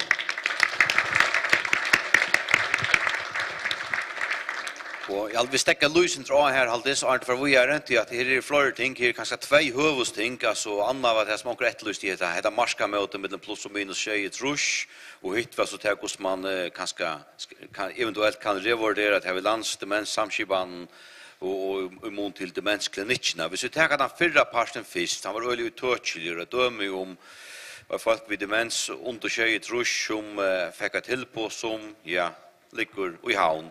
Han har Jensen Gossesars 24 där att det här tog när ung för vi och nu är det gått nog gäströd ni kanske lust utan för akkurat så snart det skipa på nu men frivilligt tog med gosse kan man tackla till marska måls erbjudandena att kommunen eller äldre ökne har arbetna av plus tjej trusch med en tjej trusch tar det till alltid alltså i havn. Ja, här halte jag till att man må hålla fast på att hvis man har lagt näka ut till närdemokratiet tacka sig av och här har man så upparbetat specialisterna och som det nu så har lagt upp till att det är till utgröningen och till tandfagligheten som ligger till landet så må man hålla fast i att man inte och i nämnt oss Johanne det handlar om trivna och hur man fölta om tandemensrakte upplever att hans samfällan, kan för samfällan att man var lokalsamfällan, här som man att det är demensvinnarligt. Och det är det som det inte, hvis det som man är mest bruk för att kunna ögna sig det, inte är högt i näromkvarven. Så det må man kunna lösa och nu nämnde hon heter skall allmänna verkligen köpa sig tjänsterna så är det så tog man helt sig till det som är i det. Eller ska man göra hit att man säger demensrakt. Det höra till här som när vi har specialiserat sig till tärtannasnar, alla tannasnar är här och alla tannasnar skulle vara vara långt bort än att det är en rymlig korridor. Det alltid är det man ska göra. Det här vet att sådana lösningar det har sett här kommuner hit vi ska mer formalistiskt att ett som är lån är så må vi köpa det men det här var ju så jävla lite expertis och efter chalant det är ju faktiskt allt lagt ut. Så det är akkurat man får göra två parallella skibar bara för att hålla det formalistiska reglerna. Så där kommuner ut. Det här är ju runt där Atlant till fyrsjorötna här som man att göra just det att det skulle då tacka sig att just. Det är helt lite. Flera markerar först var det Jekvan och så var det Eides och så Siri och så Annika. Ja, jag hade inte ivast då. Jag hade det var olja avvars. Jag hade inte ivast då att kommuner och östen i utan hända parsen av tjänsterna. Så är det att tjänsterna blir givna näromkvarven här som borgaren är och trivust. Jag hade till olja öppen lust att det ska vara så är det till att alla ökne röjna att uppbygga hesa tjänsterna. Så är det att man färsar demenssamskipare och ger fler attök. Hetta det gröjsen upp till att kommuner skulle möjra banan eller samstadsröjsna. Det vill säga att jag alltid helt avgörs av forskare för att hvis man har borgaren middöppel så ska det uppgavan lösas näromkvarven och till vi att ta det ut till kommuner och ösne att det tar pengarna vi och det vill säga att man fyller mer pengar vi än det är det. Det tar pengar som är det sträcker inte till att öll de som är under tjejtrus. Klara kommuner inte på ut i kassan själva? Jo, det gör det ösne det. Hvis det tar inte Klaxara kommuner så kvar vi 20 miljoner kvar och i äldre att se att som vi får från landet. Det svärar faktiskt till, nu är Klaxvik cirka 20% av landet. Det svärar faktiskt till att landet, eller alla kommuner förrän brukte 100 miljoner att se att som det fick från landet. Så det är stora uppfattningar. Men det är också visst att du säger, okej, nu tackar vi, nu har vi expertiserna, vi har uppbyggt allt nätet, vi har vad det som är tjejtrus och äldre, och sen efter mensöker. Lätt att också tacka hand om det som är yngre tjejtrus och är ute i stöv att det är rakt demens. Klara kommuner inte det utan att man ska föra boxas vid landet och man får fler pengar åt vi? Nej, jag hade det är åpenlust här landet och till öjda vara förräffna. Bär vi äldröjsen, där som nöjsen att vi har en uppgave. Till landet säger, nu får vi en uppgave, så let man ta pengarna vi som annars vore till försvinnes uppgavena, så är landet blir böjligare räka, samtidigt som att ta pengarna fylltja att höjma som har varit hörvenat. Här matas och öjsen vara så att det är mer pengar, det är inte nog pengar så att det är till hatt och öjt i det. Men jag ska just när vi nu får spida dropator. Är det ja, jag alltid jag upplever att i allmänna versionen har ganska väl pengar till det. Inte ute i kommunen på så här sätt att ta hand om borgare som är runt sig tror jag. Och så man kanske manglar bara startfolk tillförande. Det är bara det mest och jag honom det säga. Och det kan vara en stor troublage. Så för att höra för bättre kunna urge någon och få det upp och köra ordentligt så ska man ägna sig för att få det att startfolk tillförande. Men är det näkar som eller visst man ska färra täcka sig av timmar som är under sig så scheisen ute utan små kommuner som inte har roligt att uppgåna som är där så skulle jag pengar fylla vi och det är öliga viktigt. Annars leta inte vill jag nästan säga. Men de stora och mera uppgåvan ligger bäst ute i lokalorten. Ja, jag vill alltid sagt det att det var alltid bäst att vara lokalt hemma. Och några andra så har jag ju säga att här är dömer på att det som är under sig tror jag så har varit hemma och har var stol till att här en så konkret arbetskvända och inte kan vara hemma. Men så knappt så kommer en sommarferie och har många starsfolk och många pengar. Och det är öliga viktigt att man lägger pengarna vi ut i öknen så att också själva kunna ta och kunna av dem. Till det har skapat en flexibilitet mellan de starsfolk och blockarna som långt finnas. Och i hemmatannasen till dömestråk. Så är det Siri, Annika, Rikmor och Tortor. Så är vi rättna runt. Ja, jag har alltid att det har varit skärra gåva vimmärsingar och själv någon. Och i verkligheten är det så öliga viktigt kvar och löser uppgåvorna bara att det är en som gör det. Alltså det är en mentalitet, alltid är det allra viktigaste. Hvis man vill lägga allt ut till kommuner så halt jag självant att pengar är fyllda vi. Och så blev det sagt att kommuner ska lägga mer pengar och ta kan gott ankra kunden till men då kan man kan äsna kostant en stå att näkra inköpa men släpper sig göra det. Tror jag att det är en samstarv med några kommuner och till alla säger. Så det är inte så enkelt akkurat hatta.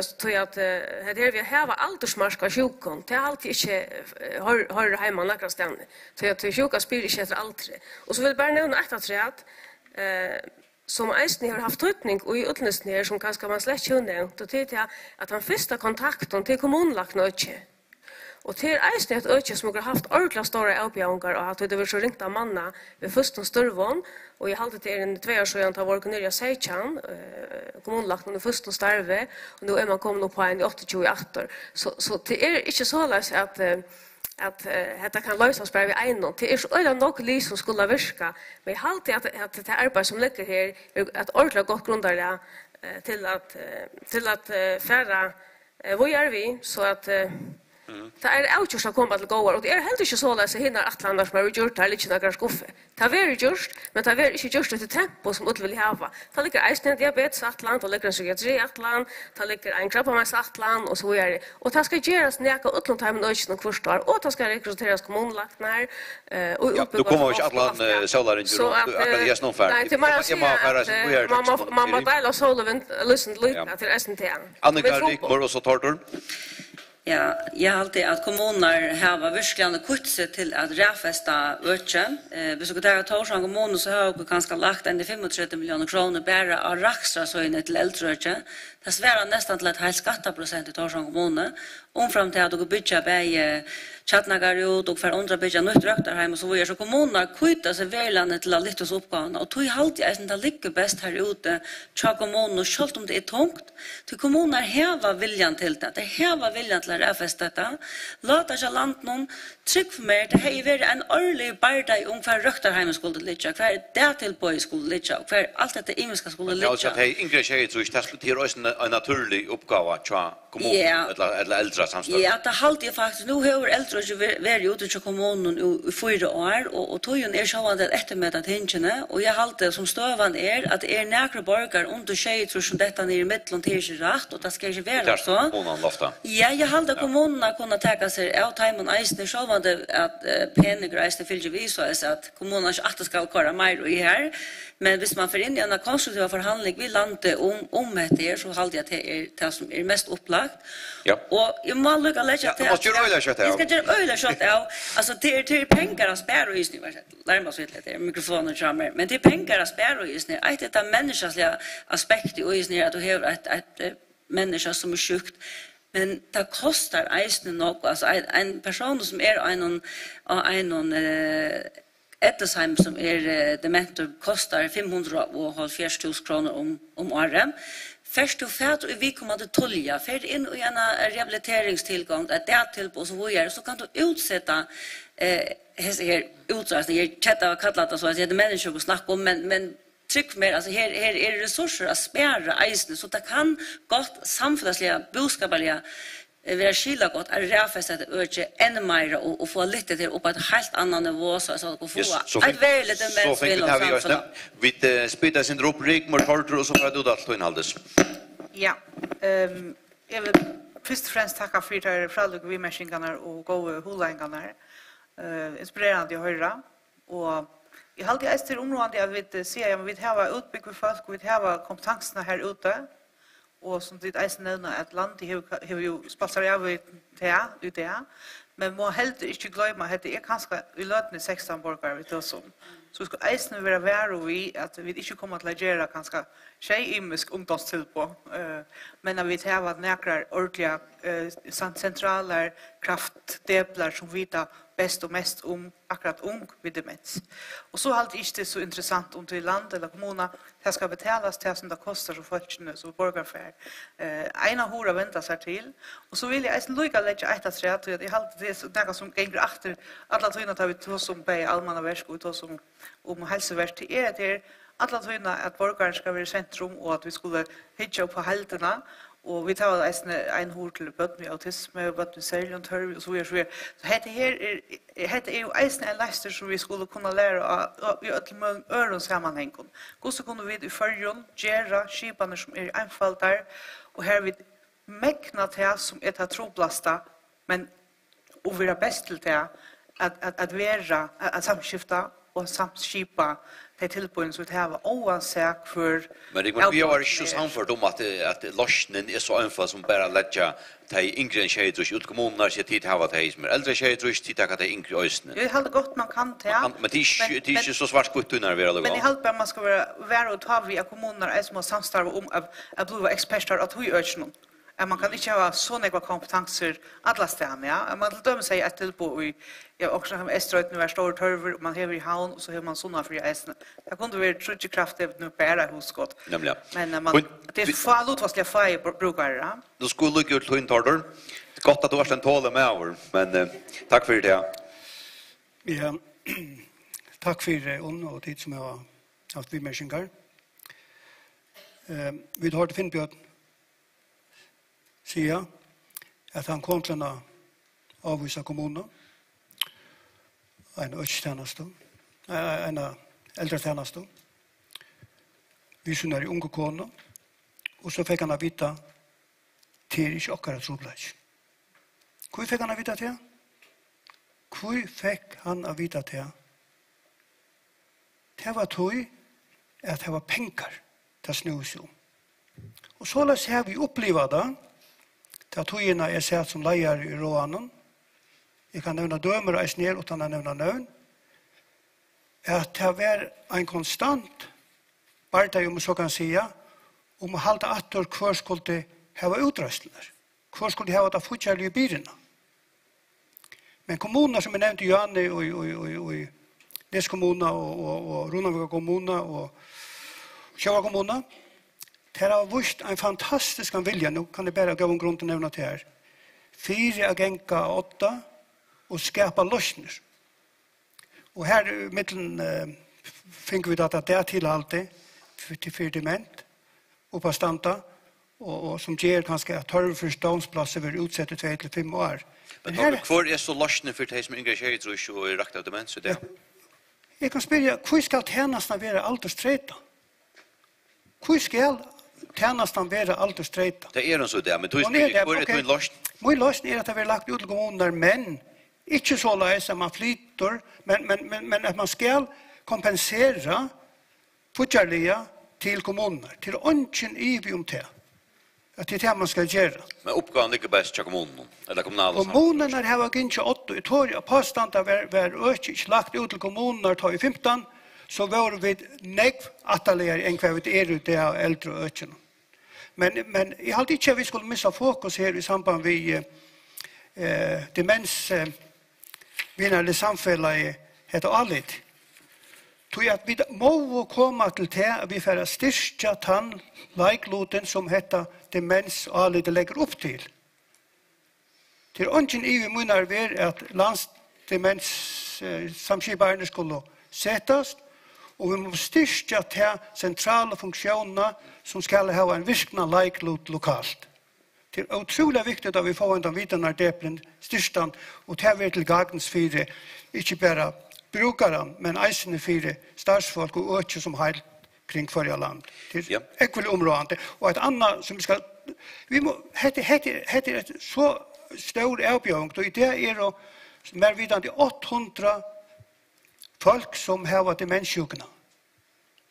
Och om 20 år har man framräknat sig till att ha 1600 folk som är i hela stöven. Och det är det som är sjuk, och så är det avvärande som är knyttet av timon.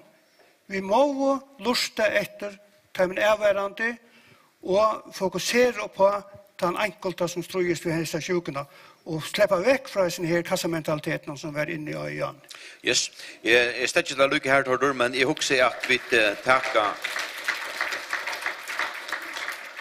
vi tackar att tror att de måste ända någon och så aidan nu då sätter han sted tvärför om att styrka landstemens samskibanna och fylla det till man från 15 och inte minst bygga upp vi är på vidarna deplen vi runt är vi till man lött och vi får lycka tacka att sjusta spårningarna vi måste kan det själv och först. Ja, god Magnus Rasmussen för en borgare Runavik och nu har jag suttit in 24 år. Jag hade mig känna rätt väl äldre och jag var vid att jag blev ivetiche och det är framme som borgare sig över 2 år 18 år så det har alltid känner ut och in. Det här vi demens jag har rönt efter förmån jag sett folk sa att jag har haft munliga spårningar, skrivliga spårningar vi lagt in någon och det ska inte vara någon lögn att jag vill helt det inte allt och sånt. Och i 2016 tar samman av putjarlån och hvordan jag var avsett till demenssøk. Men så hände en brøyding at det er noe som får i stora på, så man er jo ikke ordentlig finner vi, og så man kunne spørst inn til.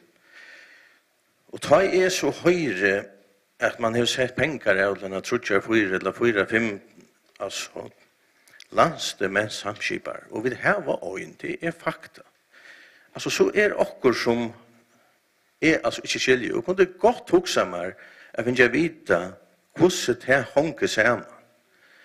Så hvis vi leser alle som Tortur Fløyfner refererer ur, så kunne det øyne spørst.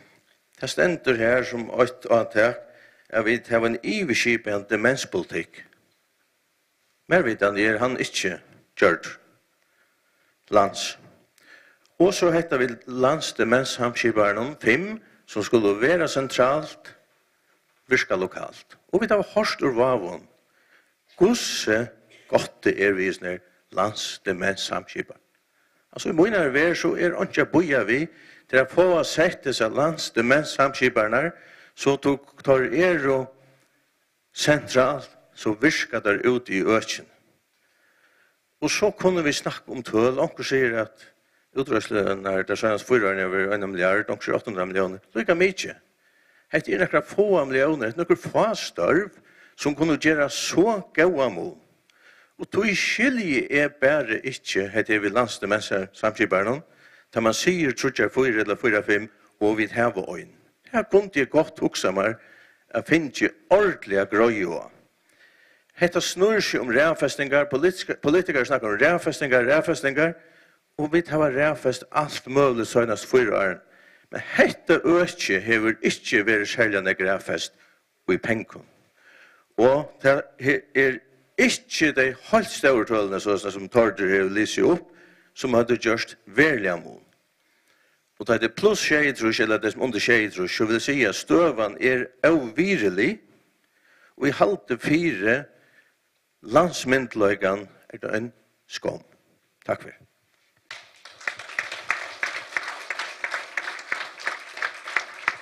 Takk for Magnus Rasmussen. Og ettersom at her rakte nok så point og at her sier, så først og lykke høy vi at svære for det. Ja, jeg vet ikke om for lykke som er jo og sier det. Det som er opplyst om, og det som lukte inn 28, og det er trutcher, mellom trutcher og 4, og det er 5. Så at, om man har gjort rævfester, det kan jo ikke være, altså det er så ikke noe som politikerne ikke stod til, hvis det er så. Ja, hadde det stått av Sverre. Haldes hei til Florida listan til her. Oh ja, vi da tror jeg listan, så vi kører til tror jeg kjøkkenen, og så røyner vi at spytet sin drop, så er det snarere at Vi kommer jokken til alt, tror jeg. Gjørs vel da først da? Ja, det er en nu så jag tror att politiker, kommunalpolitiker här på panelen och säger hur nog de har spurt ut i äldre och så en äldre och var ute i kommunen. Är det så att ni sinna i att få äldre fortjänsterna inte ska jag på en väg så plats för det för det att tjänas när eisen i demens vara ens ut i kommunen. Ja, her er flere som markerer. Først Annika, og så Jekvan, og så Eides. Ja, självande skulle det vara ens ut i kommunen. Tar man lägger så stort urge ut till kommunerna. Vi första för hur man finner en loka kring äldreöche. Så var det en öliga stor diskussion. Hur nog skulle man lägga in en minimumstjänst? Hur nog tar man att avlägga kommunen? Kommunerna måste själva först ungefär finna det av hur det här fungerar ute i kommunen. Och det var alla tøyna atlan att ändå skoa äldre och ta det här virskarna tøy. Ta i kommuner hur det fåta sig och funnit det av hur det rikar. Men till spårning som, ja, själva det ska det vara samma tjänsten ute i Matlandet. Och så man trycker att det är så eller så. Om det är pengar, att det är starfolk eller vad det är som ska till det halvt det har skildet till som samfället. Jekvan, så Eides. Ja, jag hade att man ska sätta ett minimumsnivå för kvart i kommunen kunde bjöa. Tror jag att man häver här allt sagt att man ska lömmas här så hemma vid janda. Det blev pass eller övervärt att det där. Men det är nog inte man inte vill så konkret om kvart det ska innebära ut i kommunen. Vi tar snacka för om det som över här man vill ha minimumsnormering att det som över det har vi då sagt. Vi talar också till att man ska ha minimumsnormering äldreöchen i månland termens med äldreöchen. Det vill säga att imiskation till tjänster imiskus och folk i fyra äldreöchen. Men för att trycka till att det inte är några kommuner som sackar atterut. Akkurat nu så gånger det öde väl för jon och det lägger pengar till. Men om kanske några år så går det hinner vi natt. Och ta en vante för att kommuner för att nyjustera antal äldre eller det som nöd. Till ma ett minimumnivå vara så lösna att man trycker att det inte vara så att det är en tung bira lukt att det är starfolk, det är varandra och ösnet han äldre som ska vara urge. Då har vi sagt att det ska vara minimumsnormering ösnet äldre som ett tarv. Vi tar Eides og så han men de må låmar att göra kött av bord. Ja, vi skulle få ett förspårningar själv någon att rätt. Ja, hon spyr om er drejer för att göra att standarden är samma runt Atlanten. Det säger jag Johanne. Det är alltid för jag får lite land till det ska vara så stor månader och det enaste man klarar att göra borgaren runt i Örsnön. Så det är alltid helst att man ska göra. Och ett annat som går och glömmer lyssna att nämna det här nu. Jag har alltid med höra nästan ur ödlenörsen att det är mangel på starsfolk alla stanna. Och hade man ju först och främst få bildpunkt vid. Och annars så får gå först just till eller från att det ska börja förbättra tjänster eller få implementera demensverksamheten ett land. Så det är så väldigt viktigt. Hanna, du får så historien som för. Ja, alltså jag har nämligen att man ska göra en atlanpolitiskt, landspolitiskt, men hon må själv inte göra samma vid kommunen och hvis hon ska vara överskipa så må man själv inte vara ute till Ötlandöchen. Tog att det är faktiskt kommuner attor som har upparbetat expertisna. Vi tar det om hur näck hon är inne i det. Så det må vi göra. Och hvis vi skulle komma lika som skrivit vidare så skulle vi ju männa mer och visa utbyggvingarna och ta landspolitiska atlanden. Och hettar att samma vid kommunen att upplysa att de möjra. Vi har då hade först inslag att det är så öliga trubbelt att få nocka vita. Och hur lyckas som gestu för att samla alla de brickarna av vitan som är då långt nu. Det är det som det landstäckande man gör. Och självande måste vara möjligt för kommunen att göra ting av imiskan hot. Men det ska inte vara månader om man får det till båtdömes om man får hemma vid känner och det ska vi göra. Tack för Janna. Haldes du hevet 2 efter vid Kvigakon och Noah Berge. Ska ske det? Ja, Gagvald. Jag heter Jens Jakob Bolsen och är ett Hofton. Och det som är att jag fortäljer om till Lacknarsjokkon. Jag vill se mig allt med liv och jag vill så helt att jag sitter i norra men så i oktober man måste lägga sig hemma på Sakona. Och röja och helst riktigt så plats man lön då till sista månaden. Så tänkte jag skulle spela jag kommunen allmänna västen visst det är så inte problem bara att man är visst utfyllt allt för. Jag kommer om man mötte en man jag sen har haft jag vet inte vet jag till kommunen. Så får en kommunen en ringe inn her, og snakker først vi bakmålten av Tofton, han sier skal snakke vi Roan. Så snakker vi Roan, det er vurs til bøyna vi og 122. Paragraf 122, når vi kunnger 122, og Anneke Olsen underskrivende. Hver hun sier at du kan ikke få en samsøyning for ansønne folk som under 22. Det stender bare 22. Og det kunne sier jeg brøtt, bare vi en pennastrøk og går 22 vekk. Så var det ivesteg.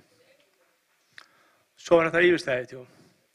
Og det som er alltid er det aller vanligste. Det er at de sitter som politikere, det er at rakkene i folk som blir sjuk. Det viser ikke godt med å ta imot. Det er bare å si hvordan det koster for oss. Vi har ikke rådlatt, men hakka det ikke noe lønn, det er ikke problem.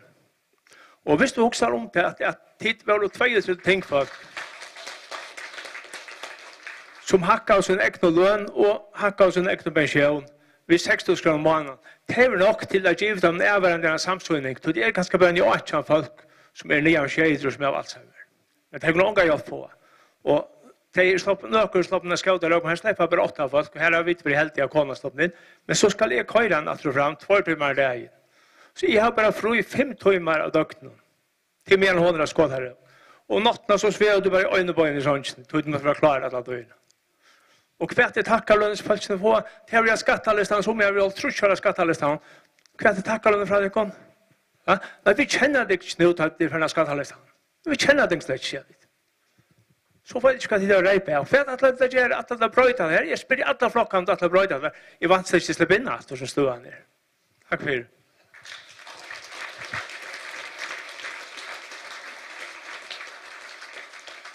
Ja, takk for Jens Jakob. Jeg vet ikke om det er ståttsvær, men han vil det gjerne ha et ståttsvær fra Øtlandflokken. Hvis de kunne love meg et øyla ståttsvær, så kunne vi køra rundt og begynne av til hesfyrtort og ikke bo i oss lunge som du pleier å gjøre, men så måtte at vi love meg et øyla ståttsvær. Nei, det som vi vil si av vesen her, det er at det som er her er så djarver at han reiser opp og forteller over egnen åren sine støv.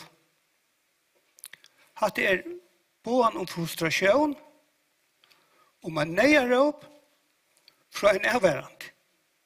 Og hatte er, han er ikke eindøm. Hatte støvann til så nekvån avværande, at det er totalt nye kort, og som en sier vi med i det, han ringte til mun, at vi vil ha punt sykes nye årsaka forringen og i politiske skipan. Men tar du nå er du ut for en politiker? Ja, jeg er ikke politiker, jeg bjør fram. Ja, du bjør fram. Hva er det å gjøre vitt da? Slåkene, nå kan vi ta seg politisk, slåkene ikke mer er at jeg vil være rødt, pensjonistene tinge. Og jeg har alltid hatt det her, at jeg ikke har funnet sted, så løs som han greier fra. Til tog vi atterhevende denne kassamentaliteten. Vi skulle køre aldersmarsje vekk, og det skal ikke bli en spørninger om det kasse A, eller kasse B, eller kasse C skal betale. Siri? Nei, det er jo sant at aldersmarsk ikke nøy, og til alt vi sier til Janne. Nå er jeg kunne kjøre til å forsvære ikke, men det er ikke litt mye makt å brøyte det her. Men det er så lykke mye, det er åtte jeg være brøyt, det er sånn helt annet. Og det er helt ikke rett å hekka lønna. Det er en av på til at det er ikke blitt gjort, det er bedre. Jeg er burde innforstående ved at aldersmarsje er å være vekk, og man er av en mentlegge. Jeg har ikke det største meninger om hver, men at det er et sted, og man kan vente seg til et sted og få hjelp. Og hvis man har til fornemmelse at man vil snakke av nye til som en abire, så er det noe som er galt. Så er det noe som man må rette opp på, det er ikke gjort. Eides? Jeg tar ikke om til at det er så at det ikke var aldersmarske. Hanna? Hatta här ska han där får inte ska bort till en grund till att bärgas vi närmast pura och nej vad folk. Jag går. Ja, jag hade samma att aldersmarskor till borster void ösne fra okkar røkje at anskar samsynning er et økje som faktisk skalt vi sitter for oss nekka pengar av, så var alle pengar slett brukter. Og tog til øsne, tog at det ikke noen ekse bjøse fram, altså det velger kanskje arvus, men det er ikke just at tog hadde at vi demens som skiller landet, og det er øsne underskjøytrus, og tog man aldersmessig tekka seg av, og oppgaven som holdt flyttas ut til kommuner, så man kan tekka seg av hva er oppgaven i øsne. Annika? Ja, først må jeg si at ta en medvår reiser seg opp på henda maten, så det jo et uttrykk for en djupa frustrasjon og desperation, så det har vi alle respekt for, og har vi en virring for det som du har vært i Jøknon. I mån til kundgjørende, så kan jeg bare si, nå sier det godt nok hinne, men ikke som landslagskvinner som gjør det ta, men jeg har hatt av allmannamalara i flere for om å få dette brøyt, så jeg har hatt lukkende borgere som har sittet i tøynerstrøve og hesere kommunene. Så jeg har rønt å få altså virkskiftende brøyt, men det var noe så selvvanlig at hvis noe ødelig samt om det, at det en bra undertøk av 4 000 selvvanlig skal det avtøkes, ja. Rigmor? Ja, takk for det. Jeg tar herma med hvis du føler at vi tar oss nye til tøyen og hinne i avhøren som her i kveld. Det er unga det være atlandet trygg vi fra nærkene av og vi nemlig her for at høyre og vi vågne og vi vet at vi ødler blir bedre klokere og rykere i kveld. Vi vågne eisen at det er gjensidigt for omkradig kunne jeg til før. Men i mån til transporteringen som du ser til demens som er ung, det ohappy at han her avgjøren i tidsen som marskamåts nevntene at man har sett at han marske. Kompetansen til stier, og han ser om man er under eller i tjej, tror jeg, og tilbå i eier av det samme, og han ser alderen. Og til beid at det snur seg om tilbå fra fagfølge, men eisen fra hverandre. Så det er feien om å høre til at det er semja, det er semja om det er eisen her. Ja, så fikk vi så til på plass, og så tjekk at hentur etter vele. Haldes du først året her ute i salen, eller at det var gjerne til sørsta spurning eller vimmersing? Ja. Det var ikke lukka. Nei, men til øysen i ordan, det er bare øysen til. Ja, nå ble det wildcard knapplige her, så hvis det er noen som brenner inn i noen som lykker bort for en sjakk, så er det nå. Ta aller sørste.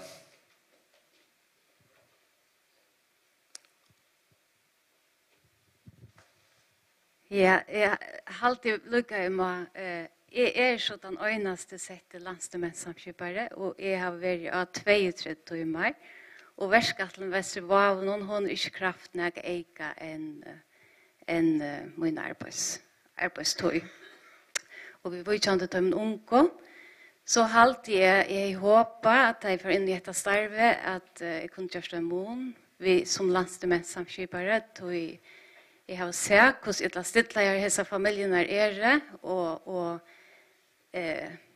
det er virkelig særskilt at så halte jeg at man vet, man har vitande om hva jeg støver til stand og i, og at man bojar, det blir ikke gjørst, og de skulle fære og kjempe for utan til at de har sett og hese støvende som hverandre. Og man som starfolk fær gjørs så lyte. Og til må jeg si at flå og kjedd som landsdemensamskipper ofte ikke får gjørst mer, men jeg er veldig yngst at det ble gjørst en iverskipet av demensatlan. Altså jeg husker også om hva kan man skjede seg som og samstarva, som vi tar gjørst Øysten i Vestre, og hver har arbeidt av hverjon, så at borgeren selv ikke skal strujas, hette struja, vi som starfolk strujas, så at de bare mesjer, det er en gløyende tjeneste, selv om det er flere kasser. Takk for det.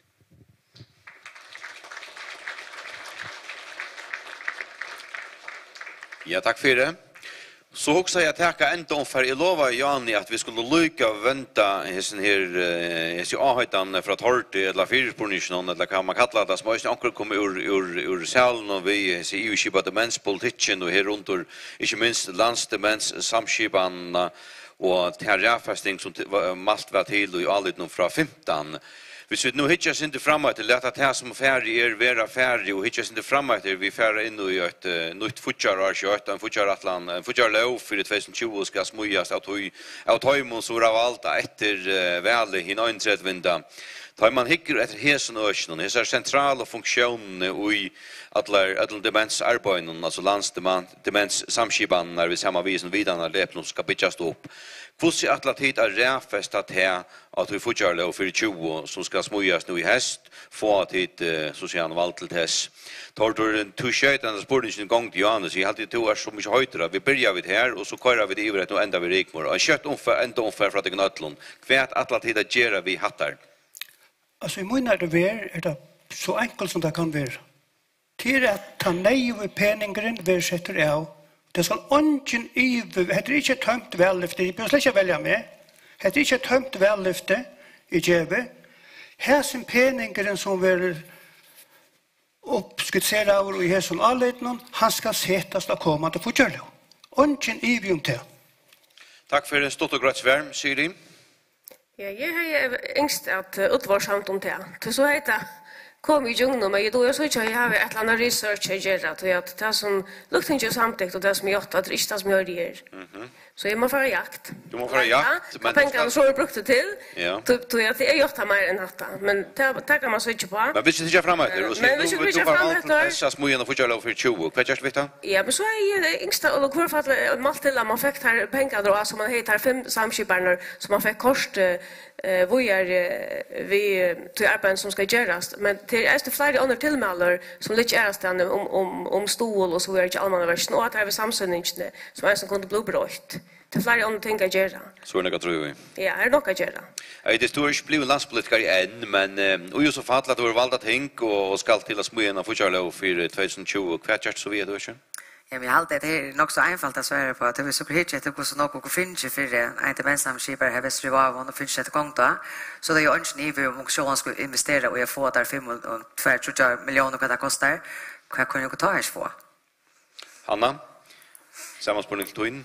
Ja, att det är så att hvis man hickar efter tillmälen så lägger det alla så detta att är man bara körer atlan och gång så ska man trygga sig att Lorsland är gira till för gång till här att man har den är ju utbildning och det mest samskivarna så i mente mer att hvis inte öll klar till några avbindningar om att öll är lika klar så tar man och gjortar näkra lands det mest samskivarna i 20 och resten av öjnjovo där kunde jag mata tog att Samsung som du just där så ska du ju ösne hitjet fujiga lust någon gärna här avtaler vi kommunala gairan och du ska ta stöd här vi under tjejtrush och vi känner ja samsar vi kommuner om med sig här där tillhållna så här är det några tatter ute så hvis all ösne är klar så kan man göra det i 2 fujiga att sätta allt ut och så också som hon säger att tåsar hon ta om 5 landsdemenssamskipare och en som är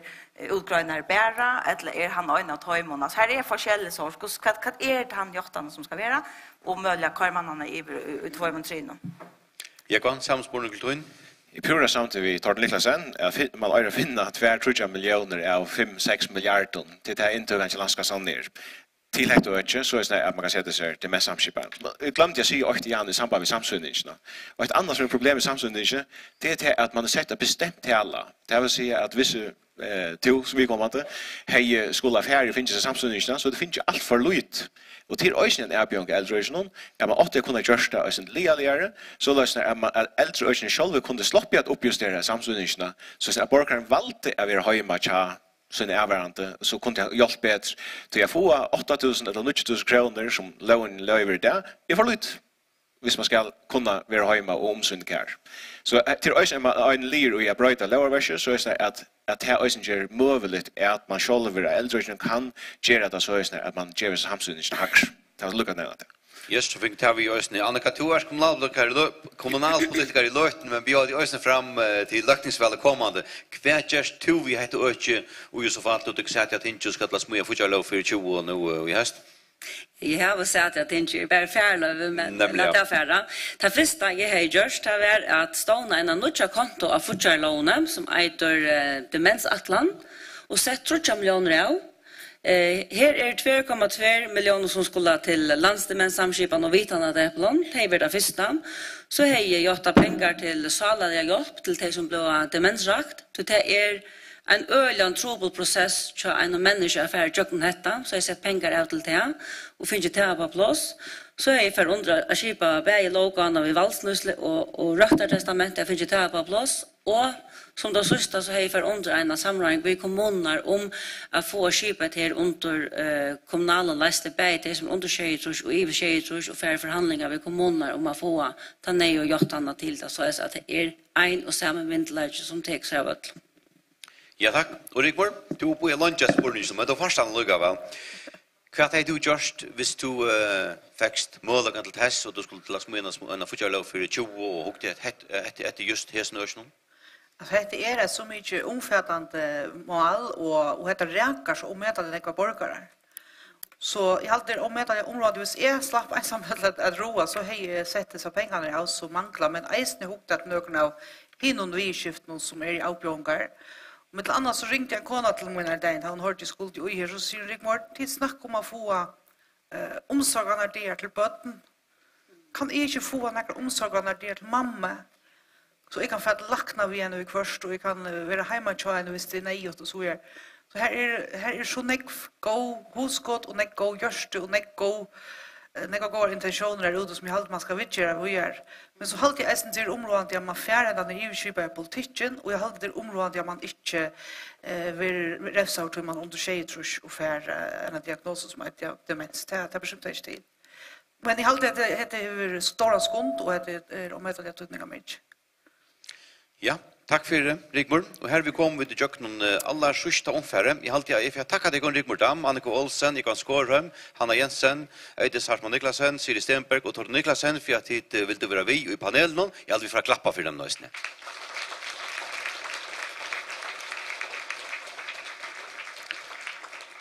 Och som det senaste affär jag köper året till forskvinna och i Alzheimerfällan Ann-Marie. Nu glömde jag ett namn på nu, men du är också känd mittlen folk, så ta. Körs väl. Jag ska säga så öljande mer kväll. Jag har alltid att jag får tacka till Västri Vavnon till att göra ett mäkna arbete. Jag vånar att politikerna har lusta. Allt det som är frustrerade i här, bei överande starsfolk och det som är sjuk. Tästa till till gång, det ska inte öljande till så lite av ett demensöke en heilande ihop. Och jag har alltid eisen, jag måste säga, näck gott att komma fram och kväll. Och det som omsiger, alltid översliga till slå. Tacka till till gång. Större tack för i kväll, ett sammål. Tack för det.